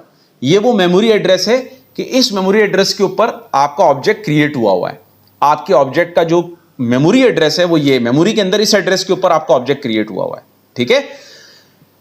ये कब प्रिंट, ये कब डिस्प्ले होती है इंफॉर्मेशन, ये उस वक्त डिस्प्ले होती है जब आप किसी भी ऑब्जेक्ट को प्रिंट करते हैं प्रिंट के मेथड के थ्रू। तो बेसिकली जब आप किसी भी ऑब्जेक्ट को प्रिंट करते हैं तो बेसिकली उसकी स्ट्रिंग रिप्रेजेंटेशन जो होती है, डिफॉल्ट स्ट्रिंग रिप्रेजेंटेशन जो उस ऑब्जेक्ट की होती है वो प्रिंट होती है। तो इस वक्त अगर हम देखें तो पाइथन ने इस ऑब्जेक्ट की ये डिफॉल्ट स्ट्रिंग रिप्रेजेंटेशन प्रिंट की है। अगर आप पाइथन की डिफॉल्ट स्ट्रिंग रिप्रेजेंटेशन से हट के अपनी स्ट्रिंग कस्टम रिप्रेजेंटेशन देना चाह रहे हैं इस स्ट्रिंग की, इस ऑब्जेक्ट की, तो वो आप दे सकते हैं। उसके लिए आपको क्या करना पड़ेगा, एक मेथड है जिसको कहते हैं static underscore underscore str underscore underscore str self करके इसको कॉल करना पड़ेगा। जब आप इसको कॉल करेंगे तो अब जब आप प्रिंट कराएंगे ऑब्जेक्ट को तो आपको पाइथन की स्ट्रिंग रिप्रेजेंटेशन प्रिंट नहीं होगी, बल्कि आपकी कस्टम स्ट्रिंग रिप्रेजेंटेशन जो आप रिटर्न कर रहे हैं इस तरीके से, ये लिख रहे हैं ना I am custom student object string representation, ये प्रिंट होगी जब आप इस क्लास के ऑब्जेक्ट को इस तरह से प्रिंट कराएंगे, ठीक है। तो अब मैंने क्या किया कि मैंने इस मेथड को अनकमेंट किया। अब मैं इस प्रोग्राम को दोबारा चलाता हूं। अब आप देखिएगा क्या होगा। अब क्या हुआ, अब तो मेरे पास ये वाली स्ट्रिंग रिप्रेजेंटेशन नहीं, मेमोरी एड्रेस वगैरह कुछ भी प्रिंट नहीं हुआ, बल्कि क्या हुआ, मेरी ये वाली जो कस्टम स्ट्रिंग रिप्रेजेंटेशन थी कि I am custom student object representation string representation, ये प्रिंट हुई। इसको कहते हैं मेथड ओवरराइडिंग। ये अभी आगे कॉन्सेप्ट आएंगे ऊप्स के अंदर, अभी हम पढ़ेंगे। जो नेक्स्ट क्लास हमारी होगी, नेक्स्ट लेक्चर जो होगा उसके अंदर मैं आपको बताऊंगा कि मेथड ओवरराइडिंग क्या होती है, ठीक है। तो आज की क्लास में हमने क्या क्या चीज़ें डिस्कस की, हमने ऑब्जेक्ट ओरिएंटेशन की थ्योरी को डिस्कस किया, उसके फंडामेंटल कॉन्सेप्ट्स को डिस्कस किया, ऑब्जेक्ट्स क्या होते हैं, क्लासेस क्या होती हैं, क्लासेस को कैसे आइडेंटिफाई करते हैं, नाउन्स होते हैं, उनके क्लासेस के एट्रीब्यूट्स को कैसे आइडेंटिफाई करते हैं एडजेक्टिव्स को आइडेंटिफाई करके, उस क्लास के मेथड्स को कैसे आइडेंटिफाई करते हैं वर्ब्स को आइडेंटिफाई करके। Object oriented software development process क्या होता है, उसके दो बड़े पार्ट होते हैं, एक होता है object oriented analysis and design और दूसरा होता है ऑब्जेक्ट ओरिएंटेड प्रोग्रामिंग। तो हम आज जो आए वो इन दो बड़े पार्ट्स का हमने ओवरव्यू लिया और एक क्लास को पाइथन के अंदर कोड करके देखा, उसके डिफरेंट मेथड्स को कोड करके देखा। यानी कि उसके अंदर हमने कंस्ट्रक्टर को कॉल किया, हमने उसके कंस्ट्रक्टर के बारे में पढ़ा कि कंस्ट्रक्टर क्या होता है। जी, ये वो पहला मेथड होता है जब किसी भी ऑब्जेक्ट को क्रिएट करते हैं तो कॉल होता है, बाय डिफॉल्ट कॉल होता है, खुद कॉल होता है। इसको हम खुद कोई इन्वोक नहीं करते, बल्कि ये खुद ब खुद कॉल होता है जब हम ऑब्जेक्ट को क्रिएट करते हैं। सेकंड, हमने एक कस्टम मेथड भी बनाया इस क्लास स्टूडेंट के अंदर, ठीक है, उसको भी हमने देखा। फिर हमने ये देखा कि जी एक डिस्ट्रक्टर का मेथड भी होता है। जब आपका प्रोग्राम एंड होता है तो डिस्ट्रक्टर का मेथड कॉल होता है, आपका ऑब्जेक्ट डिस्ट्रॉय होता है उस वक्त आपका डिस्ट्रक्टर का मेथड कॉल हो रहा होता है। और एक गार्बेज कलेक्शन का प्रोसेस होता है जो कि पाइथन है, जावा है, सी शार्प जैसी लैंग्वेजेस के अंदर पाया जाता है, जो मेमोरी की डीएलोकेशन करता है उन ऑब्जेक्ट्स के लिए जिनका कोई रेफरेंस आपके प्रोग्राम में मौजूद नहीं है। वो utilize they are no more being utilized in your program. तो उनके लिए वो ऑटोमेटिकली मेमोरी क्लीनअप के प्रोसेस को चलाता है गार्बेज कलेक्शन। ये एक बहुत इंपॉर्टेंट प्रोसेस है जिसकी वजह से जावा, सी शार्प, पाइथन में मेमोरी लीकेज के इश्यूज कम हुए। बट इसका मतलब ये नहीं है कि आप लोग बीइंग अ प्रोग्रामर इस चीज़ का ख्याल ना करें। ख्याल करें, जो रिसोर्स आपने एक्वायर की है जब उसका वर्क खत्म हो जाए आपके प्रोग्राम में तो उसको रिलीज कर दें। अगर कोई डेटाबेस का कनेक्शन आपने लिया है, ओपन किया है, तो उसका डेटाबेस का कनेक्शन क्लोज करें जब आपका प्रोग्राम खत्म हो रहा है। जब अगर आपने कोई फाइल ओपन की है तो उस फाइल को क्लोज करें जब आपका प्रोग्राम ओपन हो रहा है, ठीक है, क्लोज हो रहा है। तो इसी तरीके से हर ऑब्जेक्ट की एक स्ट्रिंग रिप्रेजेंटेशन होती है। अगर हम वो स्ट्रिंग रिप्रेजेंटेशन के लिए underscore underscore str underscore underscore ये सेल्फ का मेथड कॉल करते हैं और उसमें जो भी स्ट्रिंग हम रिटर्न करवाएंगे वो एज अ स्ट्रिंग रिप्रेजेंटेशन उस क्लास का, उस ऑब्जेक्ट का हमारे पास प्रिंट हो जाएगा। अदरवाइज क्या होगा, पाइथन अपनी डिफॉल्ट इंप्लीमेंटेशन देगी और आपको बाकायदा इस तरह से मेमोरी एड्रेस की फॉर्मेट में इस स्ट्रिंग को या ऑब्जेक्ट को प्रिंट करके दिखाएगी। तो ये हमने ऑब्जेक्ट ओरिएंटेड प्रोग्रामिंग को कोड करके भी देख लिया। एक हमने नाउन को लिया, स्टूडेंट को, रियल वर्ल्ड के ऑब्जेक्ट को लिया और उसको बनाया। हमने बताया कि class is a nothing, just a description of object, specification of object, blueprint of object, simple textual description होती है ऑब्जेक्ट की। जो क्लास की एक्टिव फॉर्म होती है वो ऑब्जेक्ट होती है। ऑब्जेक्ट होता है जो मेमोरी ऑक्यूपाई करता है, मेमोरी बनाता है, मेमोरी में जगह लेता है। क्लास कोई चीज नहीं है, क्लास कोई एक्टिव इंग्रेडिएंट नहीं है। एक्टिव इंग्रेडिएंट जो है वो ऑब्जेक्ट है। Object is an instance of a class. Object होता है जो इंस्टेंस होता है क्लास का, ठीक है। तो इस तरीके से हमने क्लास को बना के देखा, उसके ऑब्जेक्ट के लाइफ साइकिल को देखा कि जी ऑब्जेक्ट का लाइफ साइकिल क्या होता है। जी ऑब्जेक्ट का लाइफ साइकिल ये होता है कि जी सबसे पहले ऑब्जेक्ट में ऑब्जेक्ट क्रिएट होता है तो कंस्ट्रक्टर मेथड कॉल होता है, फिर दूसरा ऑब्जेक्ट वर्किंग में आ जाता है, फिर तीसरा जब ऑब्जेक्ट का प्रोग्राम का एंड ऑफ लाइफ होती है तो डिस्ट्रक्टर का मेथड ऑटोमेटिकली कॉल होता है। और क्लास के हर मेथड के अंदर जो भी क्लास का जो भी मेथड होगा, चाहे वो कंस्ट्रक्टर हो, डिस्ट्रक्टर हो, स्ट्रिंग रिप्रेजेंटेशन हो या उसका कस्टम मेथड हो, जो पहला पैरामीटर होगा वो सेल्फ होगा। सेल्फ क्या करता है? What is self? Self is a current instance of a class. Current instance of a class, जो भी उस क्लास का, या यानी कि जिसे कहते हैं ना self representing the current instance of a class और ऑब्जेक्ट। जो भी करंट ऑब्जेक्ट होता है, जो भी करंट इंस्टेंस होता है, उसको सेल्फ रिप्रेजेंट कर रहा होता है। ठीक है जी, आज हम यहीं तक आ गए। अगर आप लोगों को कोई चीज़ समझ में ना आए तो यूट्यूब चैनल के ऊपर कमेंट्स में ज़रूर बताइएगा। जो चीज़ समझ में आ गई है कोशिश करें कमेंट्स के अंदर आप ये 5 क्लासेस जो मैंने आपको असाइनमेंट दिया है वो आइडेंटिफाई करें पेपर में, और वैसे ही टेक्स्ट की फॉर्मेट में मैसेज में लिखें कि हमने ये आइडेंटिफाई किए। कोई भी क्लासेस रियल वर्ल्ड में, इस कायनात में सोचें जितने नाउन है वो सब क्लासेस हैं। उनके जो एडजेक्टिव्स, उनके जो एट्रीब्यूट्स हैं, उनकी जो क्वालिटीज हैं वो सब उनके एट्रीब्यूट्स हैं, उनकी कैरेक्टरिस्टिक्स हैं, उनकी प्रॉपर्टीज हैं। वो जो एक्शंस परफॉर्म करते हैं वर्ब्स की फॉर्म में, वो उनके मेथड्स हैं। ये आप सोचना शुरू करें कि दुनिया में ऐसी कितने ऑब्जेक्ट्स, जितने भी कायनात में अल्लाह ताला ने जो चीज़ें आपके जहन में आ सकती हैं, नाउन्स आ सकते हैं, वो सब आपके ऑब्जेक्ट्स और क्लासेस हैं। ठीक है, तो इनको कोशिश करके 5-5 कैटेगराइज करके वहाँ चैनल के ऊपर पोस्ट करें। देखें, मैं देखता हूँ कि कितने लोग जो हैं वो ये चीज़ें सुन भी रहे हैं और समझ भी रहे हैं। ठीक है, और हमारा जो व्हाट्सएप ग्रुप है टेकवर्स 51 का, उसके ऊपर भी आप लोग क्वेश्चन कर सकते हैं, पूछ सकते हैं अगर कोई चीज़ समझ में नहीं आए। ठीक है, तो आज के लिए इतना ही। कल इंशाल्लाह जब हम नेक्स्ट क्लास लेंगे तो उसके अंदर हम क्लास की इनहेरिटेंस को भी डिस्कस करेंगे, क्लास में इनकैप्सुलेशंस क्या होती हैं इसको डिस्कस करेंगे, पॉलीमॉर्फिज्म को डिस्कस करेंगे, मेथड ओवरराइडिंग को डिस्कस करेंगे, काफ़ी चीज़ों को डिस्कस करेंगे जो ऑब्जेक्ट ओरिएंटेड प्रोग्रामिंग का पार्ट होती हैं। ठीक है, तो थैंक यू, अल्लाह हाफिज़।